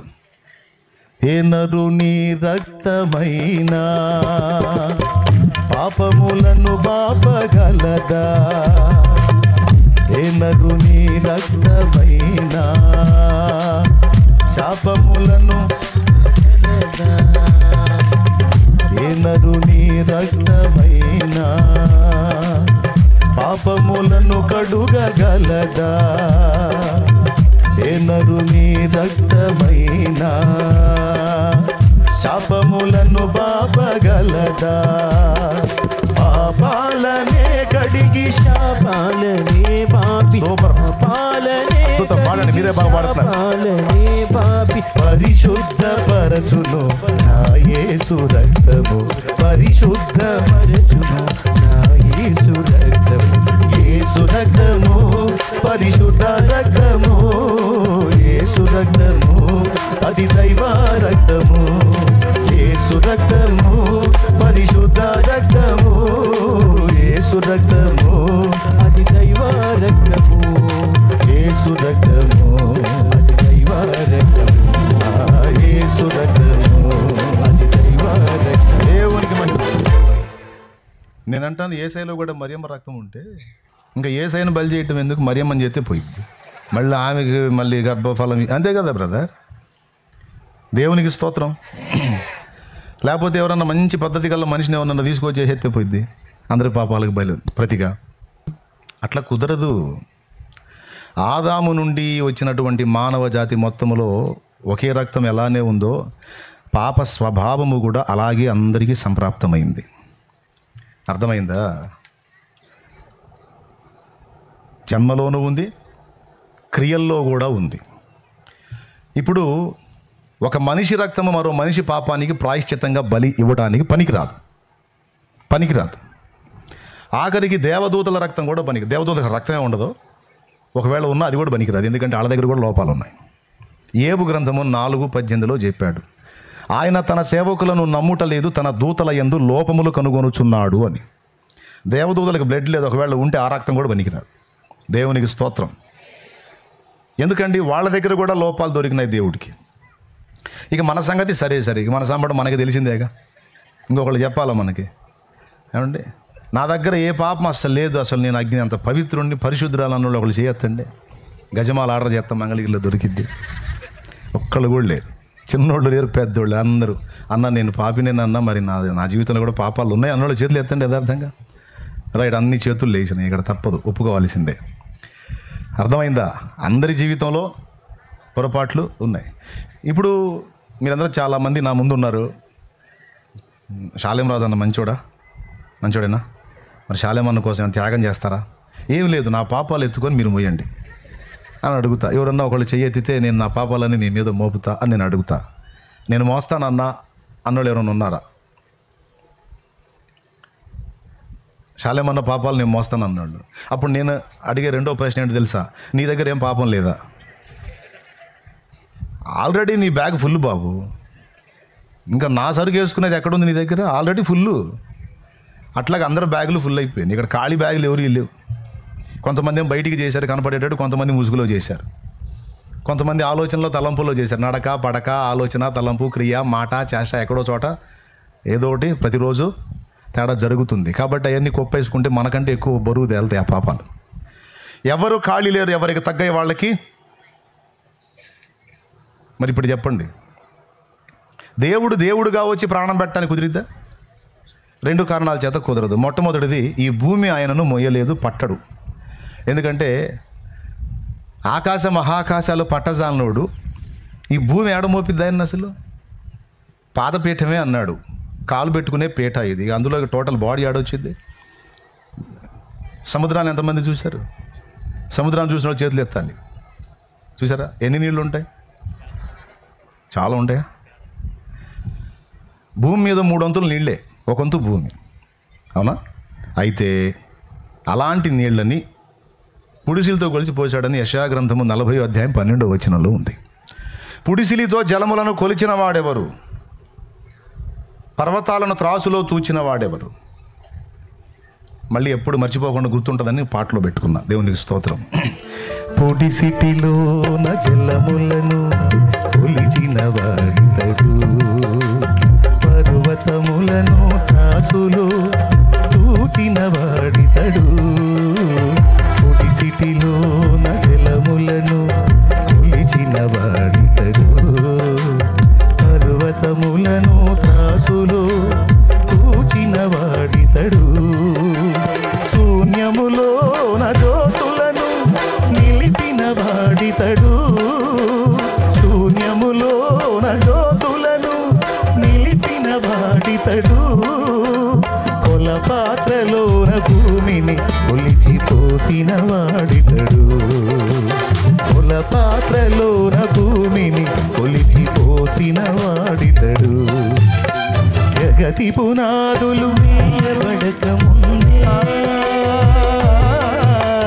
భూమి ఆకాశము చేయబడక ముందే ఉన్న దేవుడు ఆది సంబోధుడు, ఉన్న దేవుడు ఆది సంబోధుడు. జగతి పునాదులు వేయబడక ముందే. దేవునికి మహిమ, హల్లెలూయా. ఆయన చెయ్యి ఎంత ఉందో ఊహించండి. అన్ని జలాల్ని పుడిసిలతో, దోషులతో కూడా కాదు, పుడిసిలతో కొలిచిపోసాడు. ఆ చెయ్యే జానతో ఆకాశాన్ని కొలిచింది. ఖగోళ శాస్త్రజ్ఞులు ఈ మాట వింటే బిత్తరపోతారు. విశ్వంలో ఎన్నో ఉన్నాయి అనుకున్నాం. కోటాను కోట్ల గెలాక్సీలు, పాలపుంతలు, నక్షత్ర కుటుంబాలు, నక్షత్ర మండలాలు, సౌర కుటుంబాలు ఎన్నున్నాయి అనుకున్నా? మనం లెక్క పెట్టలేము, అన్నీ ఉన్నాయి. అన్నీ నువ్వు ఆకాశంలో చూస్తే అన్నీ కనపడుతుంటాయి. అన్నిటిని కలిగి ఉన్న ఈ విశాల విశ్వం, ఆకాశం నా జాన్తో కొలుస్తాం. మూర కూడా కాదు, ఇది ఒక 6 అడుగులు ఉందనుకోండి. నా మూర చిన్నది కాబట్టి 3 మూరలు 4 మూరలు అయింది, అవునా? అది ఇందులో సగమే ఉందనుకో, మూర అయ్యేదిగా, జాన వేయాల్సిందే. దేవుడు జానతో కొలిచాడు అని ఉంది. అంటే మూర వేయటానికి 3 మూరలు కాదనమాట, మొత్తం కలిపి. అంటే ఇప్పుడు ఆ మూర ఎంత ఉందో చూడండి. మైండ్ పోయిద్ది దేవుడిని ఆలోచించాలని. అది సొలొమోను కూడా చెప్తాడు, దేవా ఆకాశ మహాకాశములు నిన్ను పట్టజాలవు, నీ నిమిత్తము నేను కట్టను ఉద్దేశించు ఈ మందిరము ఏ పాటిది, కట్టింది ఏ పాటిది, జస్ట్ ఒక ధూపవేదిక తండ్రి అన్నాడు. ధూపవేదిక ఆయన, అంతకుమించి ఏం లేదన్నాడు. స్తోత్రం, హల్లెలూయా. అంత పెద్దోడు ఎట్టొస్తాడు ఈ భూమి మీదకి? అలాగనా? దేవుడు ఉన్నది ఉన్నట్టు రావడానికి కుదరదు. ఒకటి. రెండవది, ఒకవేళ దేవుడు ఉన్నది ఉన్నట్టుగా వచ్చాడు అనుకో, రోమా సైనికులు ఈట తీసుకొని పొడిచారు అనుకో, ఉండరా అంటాడు. ఎందుకు? ఆయనకి ఏం కాదు. దేవునికి స్తోత్రం కలుగును గాక. దేవునికి చావుందా? వాడు ఈటలు కాదు బడిసెలు తీసుకొని బళ్ళాలు తీసుకొని కూర్చుని ఆయనకి ఏం కాదు. ఏందిరా మీ గోల అంటాడు. ఎందుకు? ఆయన మహిమ శరీర ధారి, ఆయనకు మరణము. ఇప్పుడు ఏం చేయాలి మరి? అందరి పాపాలకు ప్రాయశ్చిత్తం జరగాలంటే ఏం చేయాలా? హెబ్రీ 2:14, తన పిల్లలు రక్తమాంసములలో పాలివారైనందున ఆయన కూడా వారిని విమోచించడానికి, మరణం యొక్క బలము గల వారిని అనగా సాతానుని అపవాదిని నశింపజేయడానికి, తన మరణము ద్వారా నశింపజేయడానికి ఆయన కూడా రక్తమాంసములలో పాలివాడాయను. చూసారా ఎందుకు వచ్చాడు రక్తమాంసాలు ధరించి? అలా రాకపోతే మన పాపముల కొరకు ప్రాయశ్చిత్తము జరగదు. ఈ రక్తమాంసాలతో వచ్చి తన పరిశుద్ధ రక్తము చిందించాడండి. దేవునికి స్తోత్రం. మళ్ళీ ఆదాము రక్తమో మరియమ్మ రక్తమో పనికిరాదు. అసలు ఏ నరుని రక్తము కాదు అది. ఎవరి బ్లడ్ పనికిరాదు. దేవునికి స్తోత్రం. ఇది కూడా ఒక పాటలో మెన్షన్. సర్వ పాప పరిహారం కోసం రక్త ప్రోక్షణం అవశ్యమని, సర్వ పాప పరిహారం కోసం రక్త ప్రోక్షణం అవశ్యమని, మనుషులలో ఎవ్వరు బలికి పనికి రాదని, పరమాత్ముడే బలి అయి తిరిగి లేవాలని ఆర్య ఋషులు పలికిన వేద సత్యం యేసులోనే నెరవేరెనుగా. యేసే బలి అయిన పరమాత్మ, శిరం మీద ముళ్ళ సాక్షిగా, కాచిన కన్నీళ్ళ సాక్షిగా, శిరం మీద ముళ్ళ సాక్షిగా, కార్చిన కన్నీళ్ళ సాక్షిగా, పొందిన గాయాల సాక్షిగా, రుదిరమ్ము సాక్షిగా. దేవునికి స్తోత్రం. సరే ఆపేలే. ఏమండి మీరు బాగా పాడుతున్నారని నేను స్తోత్రం చెబితే మీరు సరే పర్లేదులేండి. మనుషులు ఎవరు కూడా బలికి పనికి రారు. పరమాత్ముడే బలి కావాలి. మరి బలి కావాలంటే పరమాత్ముడు ఉన్నట్టు వస్తే కుదరదు. కాబట్టి ఇప్పుడు పరమాత్ముడు ఏం చేయాలి? నరావతారం ఎత్తాల్సి వచ్చింది. ఏ పాపం ఎరగని పరిశుద్ధ దేవుడే పాపులైన మానవుల కొరకు, ఇతర ప్రపంచాల్లో ఉన్న జీవుల కొరకు, అందరి కొరకు ప్రాయశ్చిత్తార్థ బలి ఈ భూమి మీదే చేశాడు. కొంతమందికి డౌట్, మన కోసమే కదా యేసు రక్తం అని. మీకు తెలుసా ఇతర ప్రపంచాల్లో ఉన్న వారి కోసం కూడా ఆ మాట ఉంది బైబిల్లో. చూపిస్తా చూడండి.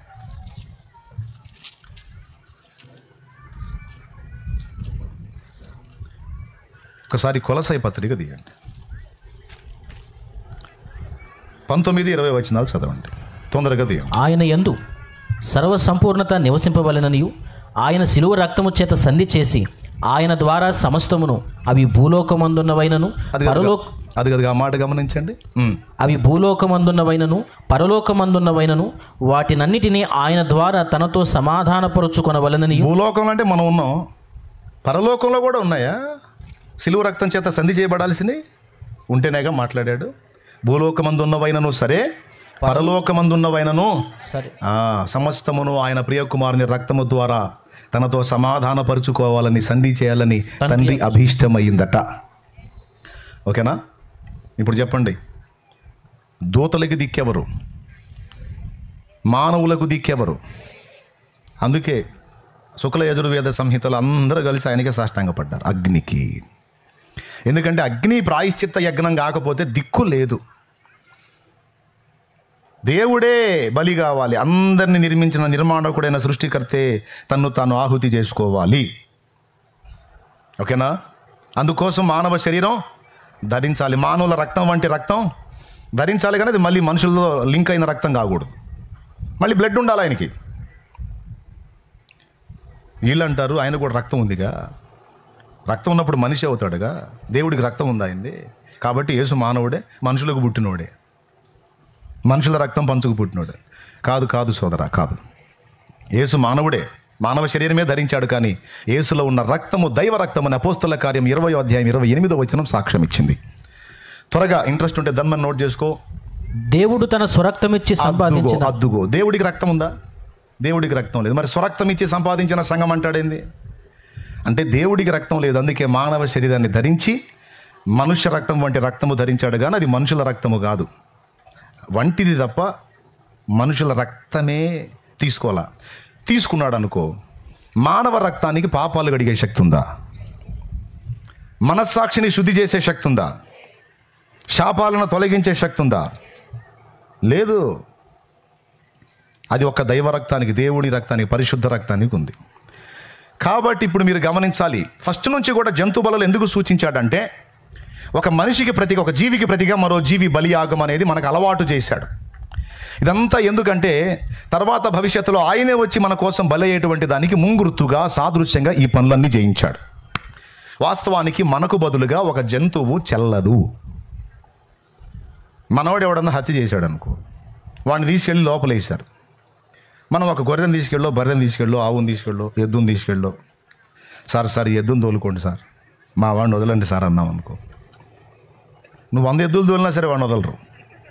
ఎందుకంటే 100 ఎద్దులు కూడా ఒక మనిషితో సాటి రావు.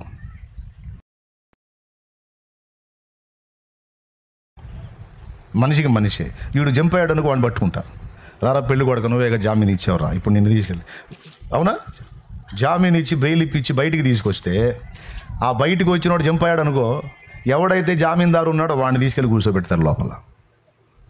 దేవునికి స్తోత్రం. ఆ మనిషినే తీసుకెళ్ళి కూర్చో. మనిషికి మనిషి, కంటికి కన్ను, పంటికి పళ్ళు. కాబట్టి ఇప్పుడు మనకు బదులు జంతువుల బలి సరిపోయిద్దా? సరిపోదు. ఇశ్రాయేలీయులకైనా, ఆర్యులకైనా, దూతలకైనా, మానవులకైనా, ఎవరికైనా అతిక్రమముల నిమిత్తము జంతువుల రక్తము అందరికీ స్పష్టంగా అర్థమైందా? రైట్. కాబట్టి ఇప్పుడు ఏం చేయాలా? మనిషికి ప్రతిగా మనిషే బలి కావాలి. మళ్ళీ ఆ బలి అయ్యేవాడు 3 సంగతులు కలిగి ఉండాలి. 3 సంగతులు కలిగి ఉండాలి ఆ బలి అవ్వాలనుకున్నాడు. మొట్టమొదటిది, ఏ పాపము లేని పరిశుద్ధుడై ఉండాలి. ఆ బ్లడ్లో ఏ పాపం ఉండకూడదు. ఒకటి. రెండవది, ఆ బలి అయ్యేటువంటి వాడు ఆ రక్తం ఎలాంటి పవర్ కలిగి ఉండాలంటే, ఆయన సృష్టించినటువంటి అంతటికి కూడా సరిపోయినంత ప్రాణశక్తి కలిగి ఉండాలి ఆ బ్లడ్లో. దేవునికి స్తోత్రం కలుగును కాక. ఎంత ఉండాలో తెలుసా? ఎంతమందికైనా సరిపోవాలి అది. అనే ఇష్టపూర్వకంగా బలి కావాలి. ఇప్పుడు మనుషులు ఎవరన్నా మంచి తెచ్చి బలి చేద్దామని మనం పిలుచుకొచ్చామనుకో, వాడు వస్తాడా సంతోషం, సత్తాను పాసారని ఎవడన్నా వస్తాడా? స్తోత్రం. అయ్యా వీళ్ళందరి కోసం నేను బలి చేద్దాం అనుకుంటున్నాను ఆయన, ఏం లేదు జస్ట్ నేను ఇట్లా చేస్తాము అంటే, ఓకే దాన్ని ఏముంది చేయండి అనుకుంటా వస్తాడు ఎవడన్నా, సంఖ్యలు వేసి లాక్కొచ్చినారు రాడు, నన్ను వదలను రో, మీకు దండం పెడతాను, నాకు బతకాలన్నది వదలను రో అంటాడు. హార్ట్ఫుల్గా వచ్చి ఎవడు తెస్తాడండి మన కోసం? ఆయన అందరి ప్రాణములకు సరిపోయినంత ప్రాణశక్తి ఎవరి దగ్గర ఉంది? ఎవరి దగ్గర ఉంది? ఒక్క దగ్గర. ఎవరైతే ఈ ప్రాణులందరినీ నిర్మించాడో ఆ ఒక్కడికే అంత శక్తి ఉంది. ఆయనకే ఉందండి. అందరిలో జీవవాయువును ఊదిన వాడెవరు? ఆయనే. ఇంతమందికి జీవాన్ని ఇచ్చిన వాడి దగ్గరికి ఎంత జీవం ఉందో ఊహించండి కదా. అమ్మ బాబోయ్. ఈ 3 ఆయనలో ఉన్న ఏ పాపము లేని పరిశుద్ధ రక్తము, అనంత ప్రాణశక్తి కలిగిన రక్తము, అది కూడా 3వది హృదయపూర్వకంగా వచ్చి తనంతట తానే అప్పగించుకున్న రక్తము. ఎవ్వరి బలవంతం లేదు. మీరెవరిని వెతుకుతున్నారు అన్నాడు. మేము నజరేయుడైన యేసును వెతుకుతున్నాము, నేనే, నన్ను బంధించండి అని అప్పగించుకున్నాడు. పారిపోలా, పరారుగాల. నేను దేవాలయంలో బోధించినప్పుడు, సమాజ మందిరాల్లో బోధించినప్పుడు మీరు నన్ను బంధించలేదు. మీరు ఇక్కడికి వచ్చారు, ఇది మీ గడియ, ఇలాగ జరుగుట నా తండ్రి చిత్తమై ఉంది, కానీ బంధించండి. తను అప్పగించుకున్నాడు. యోహానులో అంటాడు, నా ప్రాణమును నా అంతటా నేనే పెట్టుచున్నాను, తిరిగి తీసుకున్నటకు నాకు అధికారము గలదన్నాడు. హల్లెలూయా. ఎవ్వరికి కూడా. ఎంత వారలైనా నన్ను జంపను సాధ్యము కాదనెను, ఎంత వారికైనా నన్ను జంపను సాధ్యము కాదనెను. నరులకు నరకము పాపను నేనే ప్రాణమిత్తుననెను, చచ్చి తిరిగి లేతుననెను. నరులకు నరకము పాపను నేనే ప్రాణమిత్తుననెను, చచ్చి తిరిగి లేతుననెను. ఓ వినుము సోదర పరమ గురుని బోధ, నమ్మిన తొలగు నరక బాధ. దేవుడు న్యాయం తప్పుతాడండి? న్యాయం తప్పినోడు దేవుడు అవుతాడా? సరిగ్గా చెప్పాలి. న్యాయం తప్పొచ్చా? కానీ నేను గతంలో విశ్వసించిన విశ్వాసంలో లంచాల బేసిక్.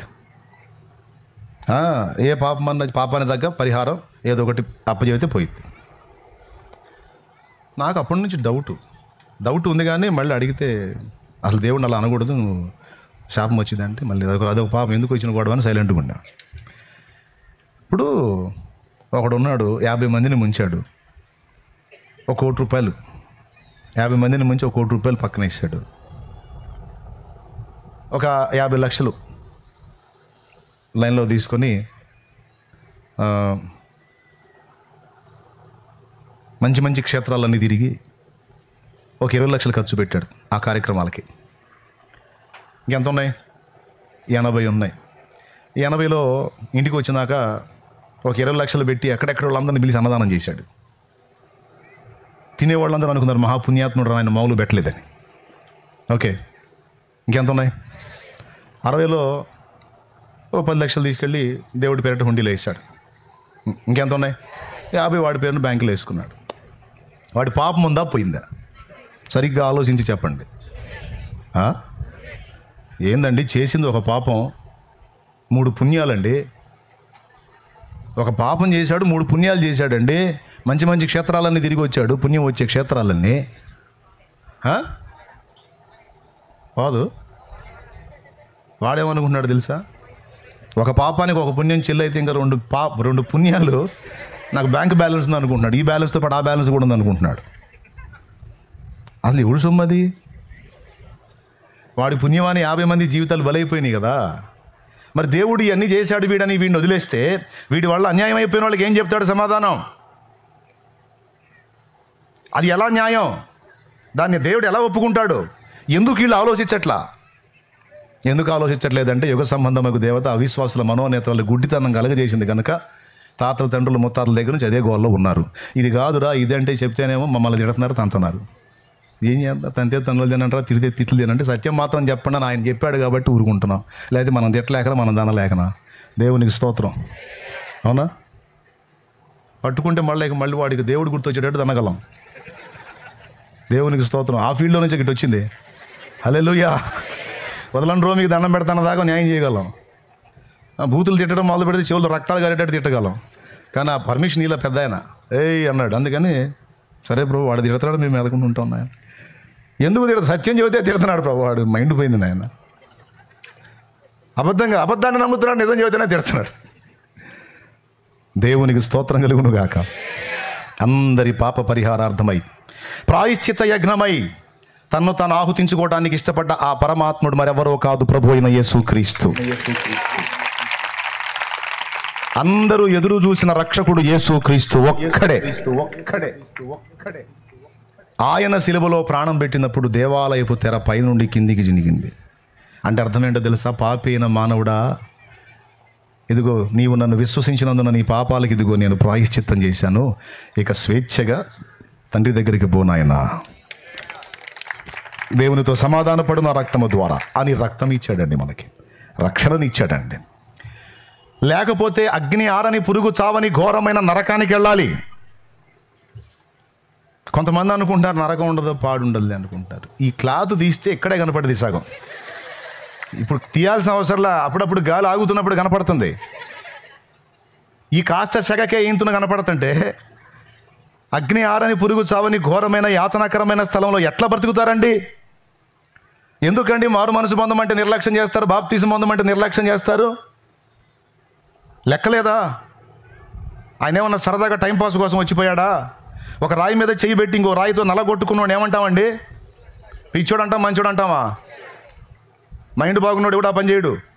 ఆ పని చేశాడంటే మైండ్ పోయినట్టే. మరి ఏం పిచ్చెక్కండి? అరికాల మొదలు నడినెత్త వరకు, శిర మొదలుకొని శ్రీపాదం వరకు తూట్లు తూట్లు తూట్లు, చీలికలు పేలికలై రక్తసిక్తమై గందరగోళం అయిపోయాడు. మైండ్ పోయా. కాదు, నీకు కాచుకొని ఉన్న ప్రమాదం, ఆ ప్రమాదం ఎంత ఘోరమైందో దాన్ని ఎరిగినవాడు గనుక ఆ ప్రమాదం నుంచి నిన్ను కాపాడటానికి, నీకు సమాధానం ఇవ్వడానికి ఆయన అంత త్యాగం చేశాడు. రేపు అడుగుతాడు. ఏమి నీకంత తలపొగరా? నేను మహిమను వదిలిపెట్టొచ్చానే, అవమానాలు పొందానే, ఉమ్ములు సహించానే, పిడిగుద్దులు తిన్నానే, రక్తసిక్తమయ్యానే, నిలువెల్లా గాయపరచబడ్డానే. సిలువలో నీకోసమే కదా, నీ పాపాలకేగా ప్రాయశ్చిత్తం చేశాను. నేనేమన్నా డబ్బులు ఖర్చు పెట్టమన్నానా? నేనేమన్నా లేకపోతే ఒక సంవత్సరం పాటు కాళ్ళకు చెప్పులు లేకుండా ఎండలో తిరగమన్నానా? అట్లాంటి ఏం చెప్పలేదే. నేను తల కింద పెట్టి కాళ్ళు పైకి లేపేమన్నా చేయమన్నానా? ఏం చెప్పలేదే. ఒంటికి చాకిరీ చెప్పలా, నేను రూపాయి ఖర్చు చెప్పలా. రోజు పొద్దంతా చాకిరీ చేసి సాయంత్రం స్నానం చేస్తా. అదేదో ఆ స్నానం ఏదో నా దాసుల యొద్దకు వెళ్ళి నా నామములో చెయ్యి, నిన్ను తప్పిస్తానని నేను చెప్పా. బాప్తిస్మం మంది పాపాలు కడుక్కో, దీనికి పైసా ఖర్చు లేదు, ఒంటికి చాకిరీ లేదు అని నేను చెబితే అంత నిర్లక్ష్యమా? అంటే ప్రభువా పొందుదాం అనుకున్నాను కానీ ఇంత తొందరగా పోతాను అనుకోలేదు ప్రభువా, ఇంత తొందరగా బిల్లిస్తా అనుకోలేదయ్యా. ఎనప మొక్కలాగా ఉన్నాగా గుండ్రాయిలాగా బాగానే ఉంటాలే అనుకున్నా ప్రభువా, గుటక్కన పోతాను అనుకోలేదయ్యా.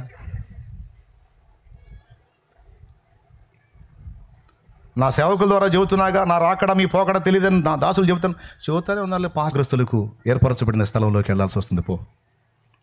ప్రాణం పెట్టే చూపించావు. ప్రాణం పెట్టమంటే చిన్నగా పెట్టానా? చిత్రవద పొందేవాలే ప్రభువా. మరి ఎందుకని నువ్వు టేక్ ఈజీగా తీసుకున్నావు? అంటే ఇట్లా ఉంటుంది అనుకోలేదు ప్రభువా. అసలు ఈ సీన్ ఒకటి ఉంటుంది అనుకోలేదు ప్రభువా. ఇక అనుకోపోయినా లేదు, ఇక టైం లేదు, చెల్లు వెళ్ళిపో అంటాడు. నేను చెప్పేది ఒట్టి మాట కాదు. నమ్మితే ధన్యులు, నమ్మకపోతే మీ కర్మ.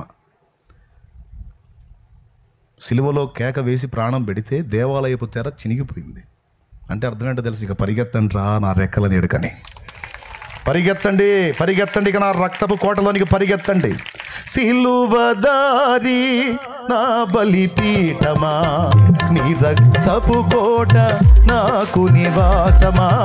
సిలువదారి నా బలిపీఠమా, నీ రక్తపు కోట నాకు నివాసమా.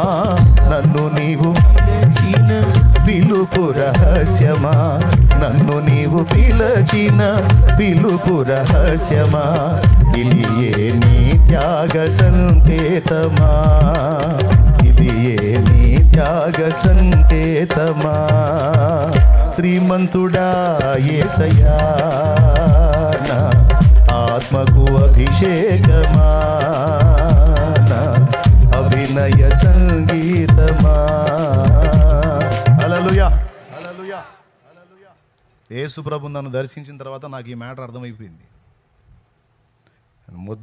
అంతకుముందు సోది వ్యవహారమే, కానీ దేవుడు మనోనేత్రాలు వెలిగించిన తర్వాత కొద్దిగా మైండ్ కరెక్ట్ అయింది. అర్థమైపోయింది, నేను పాపినని అర్థమైంది, నా కోసం ప్రాణం పెట్టి తిరిగి లేచాడని అర్థమైంది, నమ్మితే రక్షణ, నమ్మకపోతే శిక్ష అని అర్థమైంది.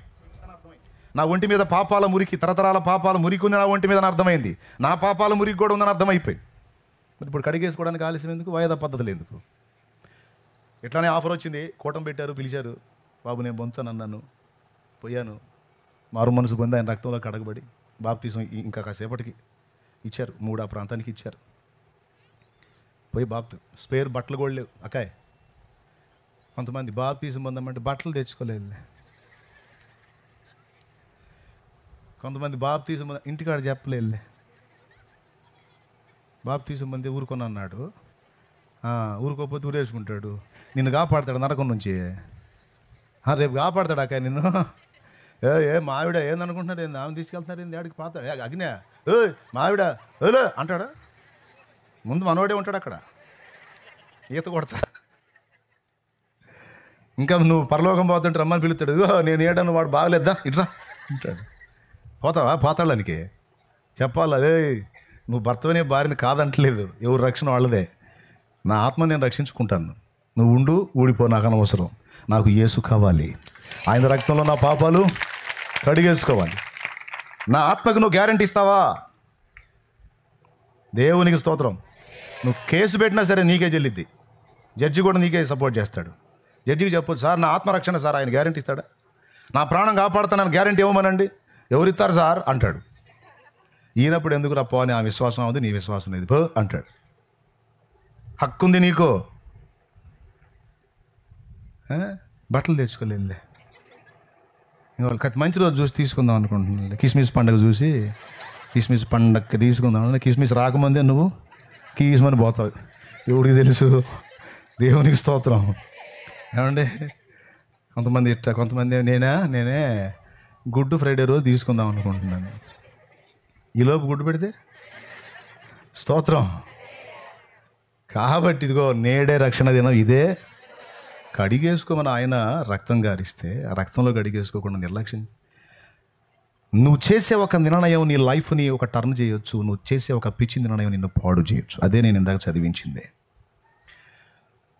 కొన్ని సంవత్సరాల క్రితం పేతురు దగ్గరికి ఒక ఆయన వచ్చాడు. జన సమూహం ఆయన వెంటబడతా ఉన్నారు, గుంపులు. అయిపోయింది, సంతోషంగా స్తోత్రం చెప్పండి, ముగింపులోకి వచ్చాను. అది ముగింపు. మీకు ఇంత ఆనందంగా ఉందా? కొన్ని సంవత్సరాల క్రితం ఒక ఆయన వచ్చాడు ఆయన దగ్గరికి. నైట్ అంతా పోయి షికారు చేశాడు, వేటాడాడు, కానీ ఒక్క చేప బళ్ళ దులిపేసుకుంటున్నాడు, నాసు పీస్ అంతా ఏరుకుంటున్నాడు. వలలు శుభ్రం చేసుకుంటుంటే వచ్చాడు గుంపును వేసుకొని. వచ్చి, అయ్యా జనం నా మీద పడుతున్నారు, నేను ఆ దోణి ఎక్కుతాను, కొంచెం నీళ్ళలోకి పంపిస్తే ఆ నీళ్ళలో నేను ఉంటాను, వాళ్ళు ఒడ్డున ఉంటారు, నేను చెప్పాలనుకున్నది చెప్తాను, నాకు కొంచెం స్థలం ఇస్తావా అని అడిగాడు. దాన్నే ఉంది నాయన బోధకుడా, దాన్నే ఉంది, రా. ఎక్కించుకున్నాడు. నిర్ణయం నంబర్ 1, యేసుని దోణిలోనికి చేర్చుకునుట అతడు చేసిన మంచి పని. ఏవి ఎక్కించుకోవటో ఒక చేప కూడా బళ్ళేయడం, మేమంతా ఇబ్బంది పడుతూ ఉంటే మాకు ఏం చేయాలో అర్థం కాక, అది ఆ దోణి ఉంది పో అనలా. కొంతమంది పక్కన వాళ్ళు చెబుతారు, యేసు ప్రభు గురించి బాగా చెబుతున్నారు, పోరాదు అంటారు. ఏం రాదు, ఏం పొందదు బాప్తిసం. పక్కన వాళ్ళకి తెగబడిసిద్ది, నువ్వు తీసుకో. నువ్వెందుకు తీసుకో, నేను ఇప్పుడు కాదులే. అట్లాంటి సాగులు చెప్పలా. చక్కగా ఎక్కించుకున్నాడు దోణి. మాట్లాడాడు బోధకుడు, అయిపోయింది. ఈ దోణికి వెళ్ళి చూస్తే ఖాళీ, ఏం లేవు. నీ దోణిని కొంచెం లోతుగా నడిపించు, కుడి ప్రక్కన వలవేయ. బోధకుడా, నీదేమో వడ్రంగం పని, మాకేమో చిన్నప్పటి నుంచి చేపల వేట, నీకంటే ఎక్కువ అనుభవం నాకుంది. మధ్య సముద్రంలో పోయేసిన వల్ల పళ్ళ దాన్ని ఏమి ఉండవు, నీకు తెలియదు అనుకుంటా అని అడ్డం చెప్పలా. రాత్రంతయు శ్రమ పడితిమి కానీ ఒక్కటైనా దొరకలే, అయినను నీ మాట చొప్పున వల వేతునని. వాస్తవంగా సముద్రంలో వేటాడినోడికి ఒడ్డున వల వేయటం అంటే ఇష్టం ఉండదు, ఎందుకంటే ఉండవు అక్కడ. ఒడ్డున చేపలు పొరపాటును కూడా ఉండవు. నడి సముద్రంలో దొరకని ఒడ్డున ఎట దొరుకుతాయి అంటే ఏం జరిగిందో యేసుకు తెలుసు, కానీ పేతురుకి ఏం తెలుసు? ఆయన మొహమాటానికి ఆయన చెప్పాడు కాబట్టి వల అయిపోతే మర్యాద కాదు, బోధకుడు చెప్పాడు కదా అని వల వేశాడు. విస్తారమైన చేపలు పడ్డాయి. ఎంత అంటే ఎక్కింది ఒక దోణిలో, నింపింది 2 దోణిలు. స్తోత్రం చెప్పండి. నా ప్రభువు ఎక్కింది ఒక దోణి, నింపింది 2 దోణిలు.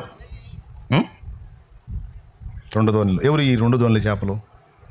ఎవరు ఎక్కించుకున్నారో, ఎవరు వాళ్ళు వేశారో ఆయన్ని. ఓకేనా? రైట్. ఒడ్డుకు చేరినాయి. ఆ చేపల రాశికి పేతురు ఆశ్చర్యపోయి, ప్రభు కూర్చొని ఉంటే ఆయన మోకాళ్ళ దగ్గర సాష్టాంగపడి సాగిలపడి, ప్రభువా నన్ను విడిచిపో, నేను పాపాత్ముడు అన్నాడు. అంటే యేసు ఎవరో కాస్త అర్థమైంది ఆయనకి. ఎందుకు తన దోణి ఎక్కాడో, తన నుండి ఏం ఆశిస్తున్నాడో అర్థమయ్యి, నువ్వు నా దగ్గరికి ఎందుకు వచ్చావో, ఈ కార్యం ఎందుకు చేసావో నాకు కొంచెం టూకీగా అర్థమవుతుంది. బోధకుడా, నేను మంచివాడు అనుకుంటున్నావా? నీకు పనికిరాని పాపాత్మున్నయ్యా, నన్ను విడిచిపోయా అన్నాడు. తన స్థితిని గుర్తించాడు. అప్పుడు ప్రభు అన్నాడు, నన్ను వెంబడించు, నిన్ను మనుషులను పట్టు జాలరినిగా చేస్తానన్నాడు. దేవునికి స్తోత్రం. హల్లెలూయా.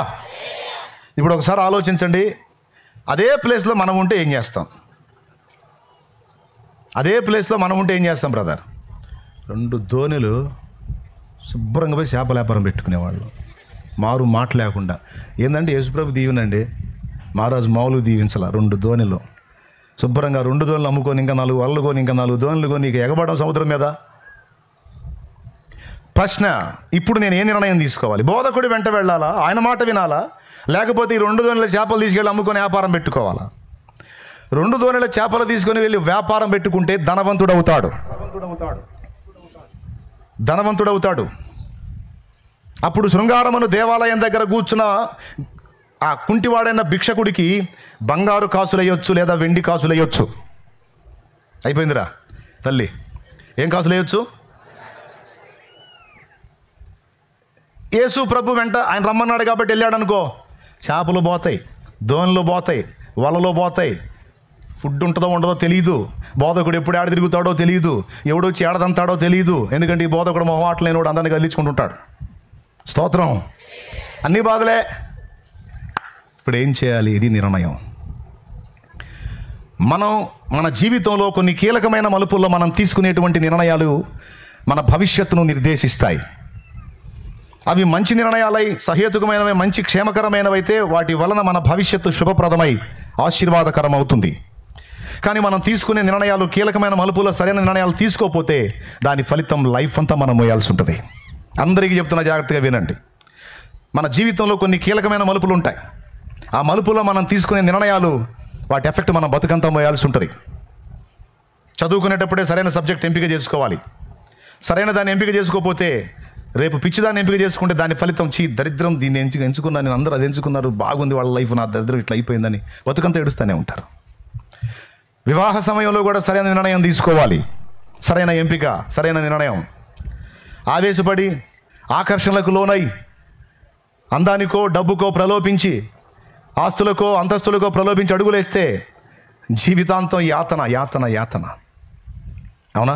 నెత్తి కొట్టుకుంటూ ఉంటారు, ఈ దరిద్రుడిని కర్మగాలు చేసుకున్నాను, ఈ దరిద్రపు దాన్ని కర్మగాలు చేసుకున్నాను, ఏడుస్తూ ఉంటారు. లైఫ్లో కొన్ని మెయిన్ టర్నింగ్స్ ఉంటాయి బ్రదర్స్. ముగిస్తున్నా వినండి. కొన్ని కీలకమైన మలుపులు ఉంటాయి. ఇవన్నీ మనం తీసుకునే నిర్ణయాలను బట్టి వచ్చే నష్టాలు ఈ జీవిత కాలం మట్టుకే. కానీ వీటికంటే ఇంకా సీరియస్ ఉన్నాయి, ఇంకా సీరియస్. అదేంటో తెలుసా? రక్షణ పొందాలా పొందొద్దా? పొందొద్దు అని నిర్ణయించుకున్నారనుకో, దాని ఫలితం ఈ భూమి మీద అశాంతి, చచ్చినాక నిత్య నరకం. లేదు లేదు లేదు, నేను పొంది తీరాలి, నేను జాగ్రత్త పడాలి. ఆ నిర్ణయం ఇక్కడ దేవుడిచ్చే నెమ్మది, సమాధానం, రేపు మరణానంతరం పరలోక రాజ్యం, నిత్య జీవం. నిర్ణయం నిర్ణయం నీ నిర్ణయమే నీ భవిష్యత్తును నిర్దేశిస్తుంది. పేతురు ఏం చేశాడో తెలుసా? తెగించి ఒక నిర్ణయం తీసుకున్నాడు. లోక సంబంధమైన సంపాదన, డబ్బు, భోగాల, యేసుక్రీస్తు ప్రభుతో జీవితమా? ఎవరు కావాలి? ఆయన చూడు, అసలు ఆయన మామూలువాడు కాదు. పిలిచేవాడు, చేపలు ఇవ్వకుండా పిలవచ్చుగా, ఇసుక మీద వచ్చేవాడు. చాలామంది ఉద్యోగం రాకపోతే సేవకు వచ్చినట్టు. దేవునికి స్తోత్రం. పెద్దగా చెప్పండి. చాలామంది ఉద్యోగం రాకపోతే సేవకి, వాడు తరచు ఫెయిల్ అవుతున్నాడు అనుకో, వాళ్ళ అమ్మ చెప్పిద్ది, నా దగ్గర తీసుకొచ్చి, అన్న వీడు ఏదన్నారు ఆయన మొత్తం ఫెయిల్ అవుతున్నాడు, సేవకన్నా పెట్టుకున్నా. ఫస్ట్ క్లాస్లో పాస్ అయ్యేవాడేమో ఏదో ఒకటి అవుతాడంట, ఈ తడవకు తప్పేవాడేమో నాకు సేవకు కావాలంట. చేపలు ఏమి ఈగ ముందు పిలిచినట్టయితే రాత్రంతా వాళ్ళేసి చేతులు పుట్టే, దీనిలో ఏమి లేదులే అటన్నా పోదాం అని వచ్చేవాడు. అట్టగాదు ఆయన చూడు, మామూలుడు కాదు. ఏసయ్య 2 దోణెల నిండా ఫుల్ సౌండ్ వచ్చి రూట్ చూపించి దా అంటున్నాడు. అంటే ఏంటో తెలుసా? నేను కావాలా, చేపలు కావాలి. దేవుని స్తోత్రం కదా. నన్ను కూడా అంతే చేశాడు. జీవితంలో చాలా కాలం అప్పుల పాల ఎల్లాడినోడికి ఒక్కసారిగా డబ్బులు వచ్చే మార్గం చూపించాడు.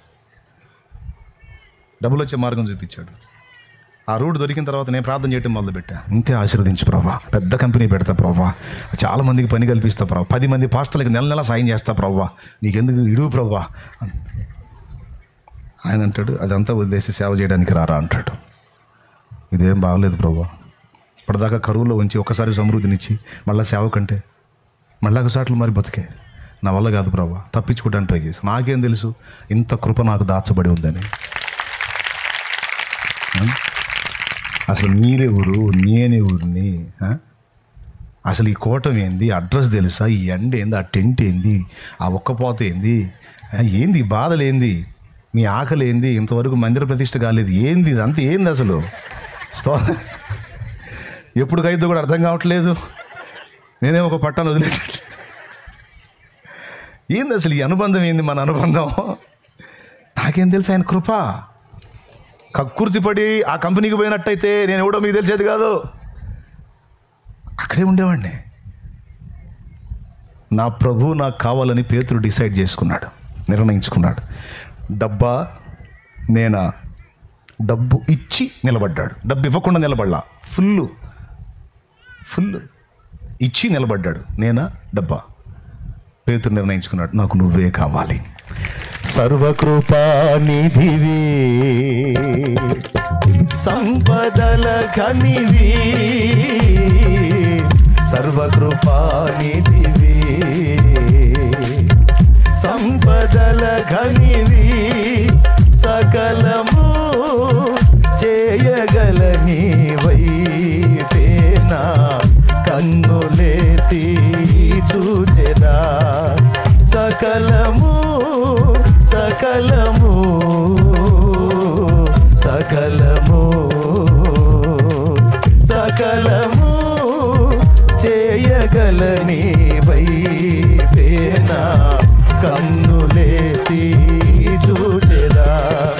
ఆరాధనా స్తుతి ఆరాధనా, ఆరాధనా స్తుతి ఆరాధనా, ఆమేన్. ఆరాధనా స్తుతి ఆరాధనా, ఆరాధనా స్తుతి దేవునికి మహిమ. అయిపోయిందిలే, టెన్షన్ పడకండి. ఎప్పుడు ముగిస్తాడని నాకు కూడా బోల్డని బాధ్యతలు ఉన్నాయి. సర్వకృపానిధి, సంపదలు కానీ నా యేసు చాలు నాకు. తింటే ఆయన తింటే తింటా, ఆయన పస్తుంటే పస్తుంటా, నాకు యేసు చాలు అనుకున్నాడు. అన్ని 2 రాసులు పేతురుని ఆకర్షించాలా, యేసు ఆకర్షించాడు. ఏం డిసైడ్ అయ్యాడు తెలుసా? ఆయన తలుచుకుంటే ఈ 2 రాసులు కాదు, ఈ సముద్రంలో ఉన్న అన్ని తీసుకొచ్చి నాకు ఇవ్వగల సమర్థుడు ఆయన కావాలి. ఆయన ఇచ్చే కదా ఆయన కావాలి. అద్దె పాఠం, ఇంకా దోణె లేదు, చేపలు లేదు, వల లేదు, పీతలు లేదు, ఏం లేదు. పోయాడు అంతున్నా. పోయాడు గనుకనే, ఆ నిర్ణయం చేశాడు గనుకనే కుంటివాడికి ఇవ్వడానికి ఆయనే చెప్పాడు, రూపాయి డబ్బులు లేవురా నా దగ్గర, వెండి లేదు, బంగారము లేదు, నా యొద్ద లేదన్నాడు. మరీ దరిద్రం కాదు, అడుక్కునే భిక్షగాడికి రూపాయి వేసే డబ్బులు కూడా పేతురు దగ్గర లేవు. ఏంటంటే లేదురా బాబు నా దగ్గర, మరి డబ్బులోని కాదు. మరి ఏముంది? నాకు కలిగినది, మాకు కలిగినదే నీకు ఇచ్చుచున్నాను, లే నజరేయుడగు యేసు నామములో లే అన్నాడు. అంతే. పుట్టిని మొదలుకొని కుంటివాడైనటువంటి ఆ భిక్షగాడు ఒక దెబ్బతో లేచి గంతులు వేయటం మొదలుపెట్టాడు. ఇదే పేతురు చేపలు ఎంచుకున్నట్టయితే ఫుల్ సౌండ్ అయ్యేవాడు. భిక్షగాడికి ఏం చేసేవాడు? 4 బంగారు కాసులు వేసేవాడు. మరుసటి రోజు వాడు ఏం చేసేవాడు? ఇంకా అతి పెందలాడు వచ్చి కూర్చునేవాడు. దేవునికి స్తోత్రం. అవునా? నేను ఎవరో మారాదు వచ్చాడు, ఆయన నా మొహం చూడగానే ఆయన దయ కలిగింది, సంచి తీసాడు, ఆంతున 4 కాసులు వేసాడు. ఇలా పెందలాడు వాళ్ళ మలయాలు కూడా వచ్చేటట్టున్నాడు ఆయన. ఒకవేళ డబ్బునే ఆయన కోరుకొని ఉన్నట్టయితే, ఆ డబ్బునే వారికి ఇచ్చినట్టయితే ముష్టోడిని ఇంకాస్త ముష్టితనంలో పీక్షేజీకి పోయేటట్టు చేసేవాడు. దేవునికి స్తోత్రం. అడుక్కోవటంలో ఇంకా కొంచెం ప్రమోషన్ పొందేటట్టు చేసేవాడు.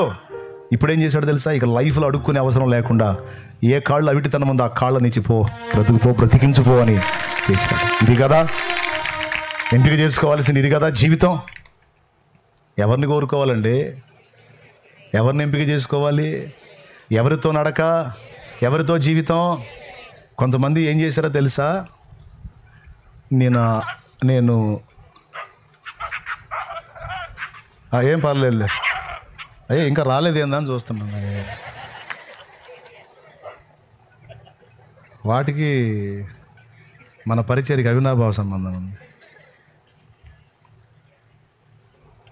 కొంతమంది అండి తను ప్రేమించిన అమ్మాయి కోసం యేసుప్రభుని వదిలిపెట్టినోడు ఉన్నాడు. తను ఇష్టపడిన అబ్బాయి కోసం యేసుప్రభుని వదిలిపెట్టిన దౌర్భాగ్యరాళ్ళు ఉన్నారు. మనిషి కోసం ఎంతవరకు నిన్ను ఉద్ధరిస్తాడు పిచ్చిదానా? నీ అందం ఉన్నంత వరకు, నువ్వు పనికి వచ్చినంత వరకు. ఏదన్నా ఒక రోగం వచ్చి నువ్వు కూరుకుపోయావు అనుకో, నీ కళ్ళ ముందు ఇంకొక ఆమె చేసుకుంటాడు. నువ్వు గొడ్రాలు అయ్యావు అనుకో, నీ అత్తగారే అంటారు, మా దరిద్రానికి దాపురించి నీ దరిద్రది, విడాకులు ఇచ్చారా ఇంకో దాన్ని చేస్తానని వాళ్ళు అంటుంటారు. మనుషుల్ని ఎంపిక చేసుకుని మనుషుల కోసం బతుకుల్ని అలా అర్పించుకున్నటువంటి వాళ్ళకి ఏం మిగిలింది? మనుషులు ఏమనుకున్నా పర్వాలా, నాకు యేసు చాలు. నేను యేసు కోసం బతుకుతా, యేసు చిత్తం చేస్తా, యేసు ఆలోచనలు నెరవేరుస్తా, యేసు చాలు నాకు అనుకునే జీవితాలు ఎలా తయారయ్యాయో తెలుసా? లక్షల మందికి, కోట్ల మందికి దీవెనకరంగా మారాయి. అండోయ్, చిలకలూరుపేటలో నాకు తెలిసిన ఒక ఆయన ఉన్నాడు. ఫుల్ సౌండ్, మార్కెట్ మెయిన్ రోడ్లో షాపులే కోట్ల రూపాయల షాపులు ఉన్నాయి. చచ్చిపోయాడు. రిజిస్టర్ ఆఫీస్ ఎదురు నిలబడ్డా నేను. రిజిస్టర్ ఆఫీస్ ఎదురు నిలబడ్డా, ప్లాట్ ఒకటి రిజిస్ట్రేషన్ ఉంటే చేయించడానికి వెళ్ళి ఆ బాడీని తీసుకొని పోతున్నారు. ఎట్లా తీసుకెళ్తున్నారు తెలుసా? 4 ఎక్కారు పంతుళ్ళు. డెడ్ బాడీ ఉంది, టాటా ఏసీ బండి, అంతే. కుటుంబం లేదు, ఫ్యామిలీ లేదు, వాళ్ళు ఎవ్వరు లేరు. ఎంత దరిద్రం అండి అది! ఎంత దరిద్రం అండి! తీసుకెళ్ళి తగలేశారు. ఇంకొక ఫ్యామిలీ తెలుసు, ఆమె చైర్పర్సన్ కూడా చేసింది. చైర్పర్సన్. ఆ రోజు ఎందుకో అక్కడికి పోయా. అప్పుడు ఎందుకు పోయాను తెలుసా? స్టీల్ కొట్ల బజార్ పోయా. ప్రభు బల్ల గిన్నెలు ఉంటాయే 5 ఏడానికి, అది కూడా నా కంట్లోనే పడింది.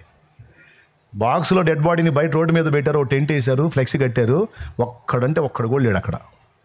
మొత్తం లోపల తగాదాడుకుంటున్నారు. ఆస్తుల దగ్గర. ఏం బతుకు బతికింది, ఏందిరా ఏం జీవితాన్ని, ఎంత బాధ వేసిందో. ఏం సంపాదించుకుంటున్నావు రాజా? ఎందుకురా సేవకు వచ్చావు? శుభ్రంగా ఏదన్నా పని చేసుకొని 4 డబ్బులు సంపాదించుకొని శుభ్రంగా భార్య పిల్లలకి అందలం ఎక్కించి తొలతూగేదానికి చేయకుండా, ఏందిరా నువ్వు చిన్న వయసుడి అసలు జీవితంలో ఎన్నో అనుభవించాలరా అయ్యా? ఎందుకు వచ్చావురా సేవకి? నశించిపోతున్న ఆత్మలను కొందరినైనా రక్షించాలన్న ఆశతోనే వచ్చాను. అందరికి ఉండే కోరికలు వానికి ఉన్నాయి, అందరికి ఉండే శరీరేచ్ఛలు వానికి ఉన్నాయి, అందరికి ఉండే ఆశలు అభిలాషలు వానికి ఉన్నాయి. కానీ వాటన్నిటిని బలిపీఠం మీద పెట్టడానికి ఇష్టపడ్డాడు, నా ప్రభు చిత్తం నెరవేర్చడం కోసం. ఈ ప్రాయం నుంచి వాడు ఇక 70 ఏళ్ల ముసలాళ్ళలాగా అన్నిటిని చంపుకొని బ్రతకాలి, మందకు మాదిరికరంగా. ఎక్కడ ఒక చిన్న మాట తేడా వచ్చినా సరే తప్పుపడతారు. వస్త్రధారణ దగ్గర నుంచి, మాట దగ్గర నుంచి, సమస్త ప్రవర్తనలో, వ్యవహారంలో ఎక్కడ మచ్చ రాకుండా జాగ్రత్త పడితే సంఘం, పరిచర్య, సేవ. కానీ బలిపీఠం ఎక్కడానికి ఇష్టపడ్డాడు. ఎందుకు? నా ప్రభువు కోసం. థ్యాంక్ యూ నాన్న, కూర్చో. కోట్లు ఉన్నోడు ఎట్టబోయాడు? మోసే దిక్కు లేక టాటా ఏసీలో పెట్టుకొని 4 నిలబడి తీసుకొని పోయాడు. ఏమండి ఒక ఆయన గురించి చెప్తానండి ఫైనల్లో. అది కూడా నేను కళ్ళారా చూశాను. నాకు బాప్తీసం ఇచ్చిన ఆయన ఒక ఆయన ఉన్నాడండి, బాప్తీసం ఇచ్చిన ఆయన. ఆయన కూడా కన్ను మూసాడండి. ఆయన పెళ్లి కూడా చేసుకోలేదండి, భార్యా పిల్లలు కూడా లేరండి, బామర్దులు అసలే లేరండి. భార్య ఉంటేగా బామర్దులు ఉండడానికి లేరండి. ఆయన కూడా కన్ను మూసాడండి. ఆయన తెలిసినంత వరకు దేవుణ్ణి ప్రకటించాడండి, అవకాశం ఉన్నంత వరకు పరిచర్య చేశాడండి. కరిగిపోయాడండి పాపం, కష్టపడ్డాడు. చివరికి కొద్ది రోజులు చచ్చిపోతాడు అనగా కూడా వెళ్ళి ప్రకటిస్తూనే ఉన్నాడు, సేవ చేస్తూనే ఉన్నాడు. ఆయన కన్ను మూస్తే భార్య పిల్లలు ఎవరు ఏమి లేదు, ఏ ఆస్తిపాస్తులు అంతస్తులు లేవు. డెడ్ బాడీ మందిరంలో ఉంటే అక్కడి నుంచి క్యూ స్టార్ట్ అయ్యి రోడ్డు మీద, హైవే మీదకి వచ్చిందండి. రొమ్ము కొట్టుకుంటా ఏడ్చిన వాళ్ళే అన్నా అన్నా అన్నా అన్నా అన్నా అన్నా అని గుండెలు బాదుకుంటే ఏడ్చిన వాళ్ళే కానీ ఆడవాళ్ళు. విచిత్రం ఏంటంటే ఆ గుంపులో నేను ఒకడిని. నేను ఏడ్చానండి. ఏమిటి అనుబంధం? లోక మర్యాదలు, మమకారాలు గతించిపోవునే, ఆత్మీయులతో అక్షయానుబంధం అనుగ్రహించితివే. లోక మర్యాదలు, మమకారాలు గతించిపోవునే, ఆత్మీయులతో అక్షయానుబంధం అనుగ్రహించితివే. అందుకే స్తుతి ఘనమహిమల స్తోత్రాంజలి, అందుకే స్తుతి ఘన మహిమల స్తోత్రాంజలి. ఆశ్రయ దుర్గమా నా యేసయ్యా, నవజీవన మార్గమున నన్ను నడిపించుమా. ఊహించలేదే నీ కృపలే నీ క్షణమును, ఊహించలేనే నీ కృపలే నీ క్షణమును. ఏమండి, సచిన బతికినా అదండి జీవితం. ఏం సంపాదించావు, ఎన్ని వెనకేసావు, ఎన్ని డాబాలు కట్టావు, ఎన్ని కుప్పేసావు అన్నది కాదండి. ఎన్ని జీవితాలకు వెలుగుగా నిలబడ్డాం, ఎన్ని ఆత్మలను రక్షించాం, ఎన్ని దీపాలు వెలిగించగలిగాం. అది కాదు చరిత్ర. ముసలోళ్ళకైనా, కుర్రోళ్ళకైనా, ఆడోళ్ళకైనా, మగోళ్ళకైనా, పిల్లలకైనా, పెద్దోళ్ళకైనా అది కాదు. ఎవరిని కోరుకోవాలి? నీకోసం ప్రాణమే ఇచ్చినాడు, నీ అప్పులు తీర్చడు. ఏమమ్మా దిగులు పడి తెగజీదేస్తున్నావు? నిన్ను పుట్టించినోడు, నీకు నీ పిల్లల్ని ఇచ్చినోడు, వాళ్ళ భవిష్యత్తును దీవించడు. అరే చచ్చిపోయేంత ప్రేమ నీకోసం. ఎంత ప్రేమ అంటే చచ్చిపోయి చూపించాడు కదా. ఇంత చేసినోడు నీ కుటుంబాన్ని గట్టెక్కించడు. ఆయన పొందిన గాయాల్లో స్వస్థత లేదు, అది నీ రోగాన్ని స్వస్థపరచదు. అడుగు నువ్వు ఆయన ఎంత ఇష్టం ప్రభా, నేను నీకు చచ్చిపోయేంత ఇష్టం అనలేదు ఆయన. తండ్రిని అడుగు, తండ్రి నేనంటే ఎంత ఇష్టం అంటే, నా ప్రియ కుమారుని నీ కోసం వెనుతీయలేదు, ఆయనతో పాటు సమస్తము నీకు ఇచ్చాను అన్నాడు. ఎంత ప్రేమను అంటే చేయడు, నీ సమస్యలు పరిష్కరించడు, బాధల నుంచి విడిపించడు. ఎందుకు ఇవన్నీ నీకు అవసరాన్ని బట్టి కలుగుతున్నాయి, నిన్ను పరిపూర్ణతలో రప్పియడానికి కలుగుతున్నాయి. ఆ యేసు స్వారూప్యం నీలోకి వచ్చేదాన్ని కలుగుతున్నాయి. ఇవన్నీ నీకు అనవసరంగా రాని ఇట్లా శ్రమల్ని, సమస్యల్ని, బాధల్ని, వేదల్ని, వ్యాధుల్ని ఒక ఉద్దేశం ప్రకారం రప్పిస్తున్నాడు. నువ్వు ఆయన రక్తంలో కడగబడ్డావు, నీ పేరు జీవగ్రంథంలో రాయబడి ఉంది, నువ్వు పరిశుద్ధపరచబడ్డావు. నీతిమంతుల పట్టిలో నీ పేరుంది, పరిశుద్ధుల పట్టిలో, పరిశుద్ధురాండ్ర పట్టిలో, నీతిమంతురాండ్ర పట్టిలో నీ పేరుంది. వెర్రి ముఖమా, నువ్వు బాధపడాల్సిన అవసరం లేదు, కలవరపడాల్సిన అవసరం లేదు. నువ్వు కోరుకోవాల్సిన వాడిని కోరుకున్నావు, ఎన్నుకోవాల్సిన వాడిని ఎన్నుకున్నావు, సరైన టైంలో సరైన నిర్ణయం తీసుకొని ఆయన రక్తంలో కడుక్కున్నావు, పరిశుద్ధపరచబడ్డావు. నీకు లేదు, సమస్తం నా తండ్రి చూసుకుంటాడు. ఆ బాధలు, ఈ బాధలు, ఈ సమస్యలు, ఆ సమస్యలు కదా. ఆయన నీతిని, రాజ్యమును వెతుకో, వెతుకో, వెతుకో. ఈరోజు ఈ కూటమి ఎక్కడుందని ఎతికావుగా, వచ్చావుగా, 4 మాటలేనా. ఆయన నీతిని, రాజ్యాన్ని వెతుకో. ఆయన నీతిని కలిగి ఉండటానికి సాధన చెయ్యి. యేసు వల్ల అన్ని విషయాలు ఎదగడానికి, ప్రేమలోను, పవిత్రతలోను, ధైర్యంలోను, విశ్వాసంలోను, అన్ని విషయాల్లో యేసు వల్ల ఎదుగుటకు రెడీగా. అంతేకాదు యేసు రాజ్యమును కట్టే విషయంలో కూడా పాలివాడవు, పాలిదానవుగా. నాకెందుకండి, ఏమండి 40-50 ఏళ్ళ మంది ఆదివారం రోజు కూర్చున్నారు. నేను ఆడ కూర్చొని చక్క కుర్చీలో కూర్చొని వాళ్ళే వచ్చి పోతారు. ఈ ఊళ్ళు తిరగటం, ఈ ఎండకి మాడటం. మీరేం కింద ఉన్నారు, మీకు అది తక్కువ, నేను అందుబాటులో ఉన్నాయి కా. ఎందుకండి, దేవుని రాజ్య నిర్మాణంలో వాడబడాలి. నా బిడ్డకి ఎందుకండి, వాడు చిన్నవాడికి ఎందుకండి, దేవుని కోసం ఫలించాలి. బ్రతుకుట క్రీస్తే, చావైతే లాభం. దేవునికి స్తోత్రం కలుగును గాక. హల్లెలూయా. ఏది నీ హృదయంలో ఆ భారం లేదు, దేవుని కొరకైన ఆరాటం లేదు, దేవుని కోసం ఫలించాలన్న తప్పని ఒకసారి ఆలోచించు, ఒక మంచి నిర్ణయం. నా తండ్రి నీ ద్వారా ఎంతమంది అవిటి వాళ్ళకి నడక నేర్పుతాడో నీ వల్ల, ఎంతమంది మనోనేత్రాలు వెలిగిస్తాడో నీ వల్ల, ఎన్ని జీవితాలను కట్టాలనుకుంటున్నాడో నీ వల్ల. ఒక తీర్మానం చేయి, నా తండ్రి నీ నీతిని, రాజ్యమును వెతుకుతాను. నా బాధలు, బాధ్యతలను బట్టి అల్లాడిపోతా ఉన్నాను ప్రభా. ఇప్పుడు చెప్తున్నాడు దేవుడు, ఎందుకు అల్లాడుతున్నావు నువ్వు? నన్ను ఎరగని అన్ని జనులకు అన్నీ చేస్తున్నానే నేను. నన్ను ఎరగని అన్ని జనులకు అన్నీ చేస్తున్నాను నేను. వాడు చదివితే ఉద్యోగం ఇస్తున్నా, వాడు పైరు వేస్తే పండేటట్టు చేస్తున్నా, అన్నీ చేస్తున్నా నేను. నన్ను ఎరగని అన్యుడికే నేను చేసినప్పుడు నన్ను ఎరిగావే. మరి ముఖ్యంగా నేను నిన్ను ఎరుగున్నానే, నా రక్తంతో నిన్ను కొన్నానే, కడుక్కున్నానే, నిన్ను మర్చిపోతానా? నీ ప్రార్థన విననా? నీ కన్నీళ్ళు చూసి దాటిపోతానా? నాకు తెలియకుండానే జరుగుతున్నాయా నీ జీవితంలో? తెలిసి జరుగుతున్నాయంటే ఎందుకు అర్థం కాలేదా? నీ మేలు కోసమే, నీ మేలు కోసమే, నిన్ను ఆశీర్వదించడానికి అన్నీ కలిపి రప్పిస్తున్నా. వచ్చినవన్నీ నీ మేలుకే మారుతాయి. నా ప్రియమైన బిడ్డ, నీవు దిగులు చెందొద్దని నా తండ్రి మాట్లాడుతున్నాడు.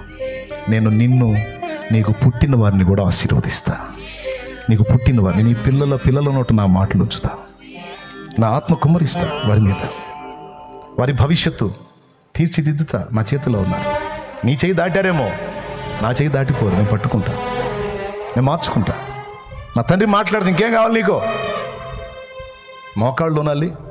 ఈ కార్యాలు చేసినందుకు నా తండ్రి నీకు స్తోత్రం, స్తోత్రం, స్తోత్రం అని అప్పజెప్పుకోవాలి. ఆత్మలకు సువార్త ప్రకటించాలి. సంఘమా, ఇక్కడ ఉన్నటువంటి కొద్ది సంఘం ఎంత ఉందో నాకు తెలియదు. ఆ కొద్ది మంద, చిన్న మందే కావచ్చు, ఈరోజు ఒక్కొక్కరు నడుం కట్టి దేవుని పనిలో పాలివారై అడుగులు ముందుకేస్తే ఈ చిన్న పరిచర్య విస్తారమైన పరిచర్యగా నా తండ్రి మారుస్తాడు. ప్రతి ఒక్కరం పాలివారం అవుదాం. అందరం దేవుని పనిలో పాలివారమై దేవుని కోసం కష్టపడదాం. కాటికి కాలు దాచుకున్న ముసలోడండి 115, 120 ఆత్మరక్షణ నడిపించాడండి. 75 ఏళ్ళు ఎక్కడే ఉన్నాడు, ఈ మధ్య ఆడ తిరుగుతున్నాడు. వచ్చాడు, ఎడ కూడా వచ్చాడు. ఎందుకండి మనం పక్కోళ్ళు కూడా సువార్త ఏ బతుకండి మన బతుకు దరిద్ర బతుకు.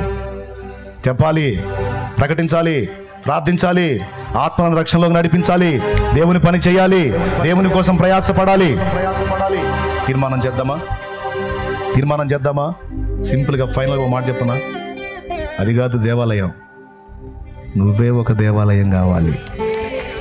నీలోనే నా తండ్రి నివసిస్తాడు. నువ్వు జనులను తాకినప్పుడు నీలో ఉండి ఆయన తాగుతాడు. నువ్వు ఇళ్లలో అడుగు పెట్టినప్పుడు నీలో నుండి ఆయన అడుగు పెడతాడు. ఆ ఇల్లు ఆశీర్వదించబడితే నువ్వు తాకిన వ్యక్తులు బాగుపడతారు. నువ్వు మాట్లాడుతున్నప్పుడు నీలో ఉండి నా ప్రభువే మాట్లాడతాడు. కానీ నువ్వు నోరు తెరవాలి యేసయ్య గురించి. నువ్వు సున్నం కొట్టినాయా బెల్లం కొట్టినా ఏదో అంటారు కదా, అటు ఉండకూడదు. నోరు తెరవాలి, మాట్లాడాలి, పాడాలి, నా ప్రభువుని ప్రస్తుతించాలి. ఆయన కార్యాలు వర్ణించి మాట్లాడు. విన్న హృదయాల్లో నా దేవుడు కార్యం చేస్తాడు. వస్తారు రక్షణలోనికి. ఈరోజు మనం ప్రతిష్ఠితులం అవుతాం, తర్వాత మందిరాన్ని ప్రతిష్ఠ చేద్దాం. దేనికోసం? చేపలా యేసయ్య. అవునా? రైట్. దేవాలయంగా మారాలంటే మొదటి అడిగి అక్కడ వేయాలి. మారు మనసు పొంది పాప క్షమాపణ నిమిత్తం. రైట్. ఇక్కడ ఇంకా నేను బాప్తిస్మా పొందలేదన్నోళ్ళు చేతులు ఎత్తండి. నేను ఇంకా పొందలేదన్నా అన్నోళ్ళు ఎంతకాలం ఉంటావు? శాలేమన్నా నువ్వు బాప్తిస్మా ఇస్తానంటే ఇప్పుడు తీసుకోవడానికి కూడా నేను సిద్ధం అన్నోళ్ళు నీ చేయొద్దండి. లేచి నిలబడండి, రండి, ముందుకు రండి.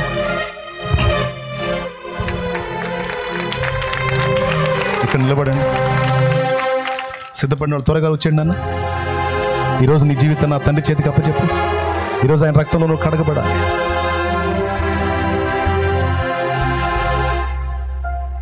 దేవాలయంగా నువ్వు రూపాంతరం చెందాలి. ఏరా బాప్తిసమా? ఉరి పెద్దోళ్ళు సిగ్గు తెచ్చుకోవాలని నిన్ను చూసి. ఎందుకు తీసుకోవాలనుకుంటున్నా? దేవుని మార్గంలో నడవాలనుకుంటున్నా. ఏం చేశాడు నీకోసం? ప్రాణం పెట్టి మళ్ళీ లేచారు. నరకానికి, పరలోకానికి. దేవుని పరలోకంలో ఉండాలి.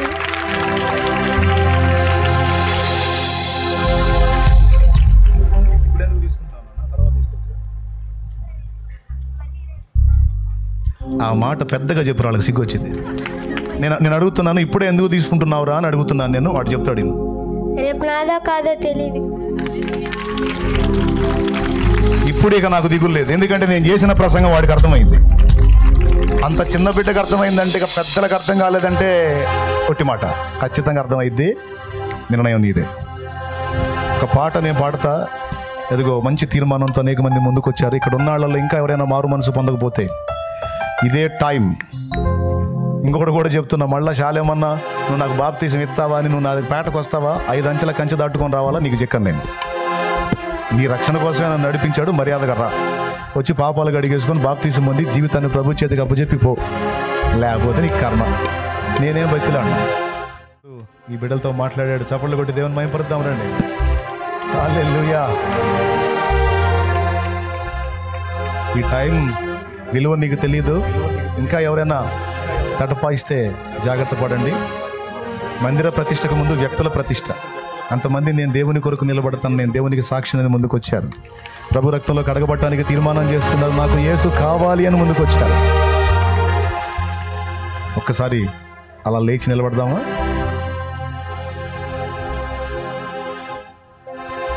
అయిపోయింది. మంగళగిరిలో కూడటం అయిపోయింది. ఇంకా సేపట్లో నేను మాయం. దేవునికి స్తోత్రం. నేను చెప్పింది నిజం. నేనేదో గొప్ప అని కాదులే, కానీ పేటలో నన్ను కలుసుకోవాలంటే కష్టమే కదా, అడ్డగిస్తారు కదా. కానీ ఇక్కడ మీ మధ్యలోకి తీసుకొచ్చాడు, నీకు అందుబాటులోకి దేవుడు తీసుకొచ్చాడు. నువ్వు ఆశించావు, ప్రార్థించావు, దేవుడు నన్ను తీసుకొచ్చి నీ ముందు నిలబెట్టాడు. ఇది ఊహించని విషయం. ఈరోజు చాలామంది రక్షణ సిద్ధపడ్డారు. మనకి అన్న ప్రార్థన చేస్తాడు, అశోక్ అన్న ప్రార్థన చేస్తాడు, మీ కోసం చేస్తాడు, మీ సమస్యల కోసం చేస్తాడు. కానీ మీలో తీర్మానం రావాలి. లోకం కోసం, లోక భోగాల కోసం, డబ్బు కోసం, ఘనతల కోసం కాదు, నా ప్రభు కోసం బ్రతకాలి. నశించిపోతున్న ఆత్మల రక్షణార్థమై బ్రతకాలి. అందుకోసం నా బ్రతుకు ప్రతిష్ఠితం కావాలి. క్రీస్తుకు సాక్షిగా నేను ఉండాలనే తీర్మానం చేద్దాం. ఆయన నీతిని, రాజ్యమును వెతుకుదాం. ప్రభువునా చేపలనా అంటే ప్రభువునే ఎంచుకుందాం అన్నట్టు ఇక్కడ ఈ పరిచర్య ఎలా ప్రారంభమైందో తెలుసా? ఒక చిన్న పాకలో ఒక కుటుంబం అవకాశం ఇచ్చింది. ఒక చిన్న పాకలో, ఆ వీడియో కూడా మీ దగ్గరకు వచ్చింది, మీరు చూశారు. మంగళగిరిలో ఒక చిన్న పాకలో నేను ప్రకటించింది కూడా ఆ వీడియో వచ్చింది బయటికి. ఆ చిన్న పాకలో ఒక ఫ్యామిలీ సపోర్ట్ చేస్తే ఆడపిల్లలు వచ్చారు ఇక్కడికి. వినండి అమ్మ, వినండి రా తల్లి, మీరు వినండి, పురుషులు కూడా వినండి. ఆడపిల్లలు వచ్చారు ఫస్ట్ ఇక్కడికి.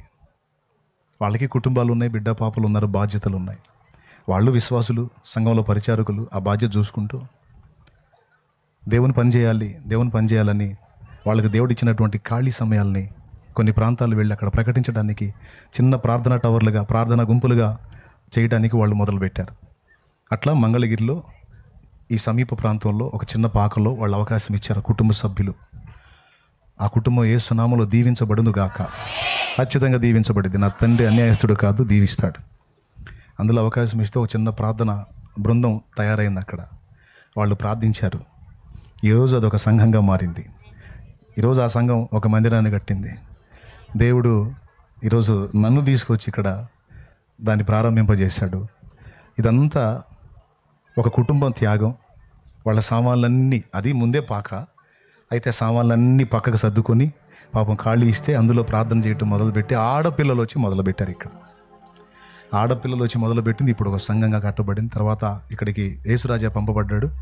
దేవుని కృపను బట్టి ప్రభు వల్ల కార్యక్రమం, సంఘం, విధానం అదంతా దేవుడు నెరవేరుస్తా ఈరోజు వాళ్ళు ఆరాధించడానికి ఒక బ్రదర్తో మాట్లాడాడు.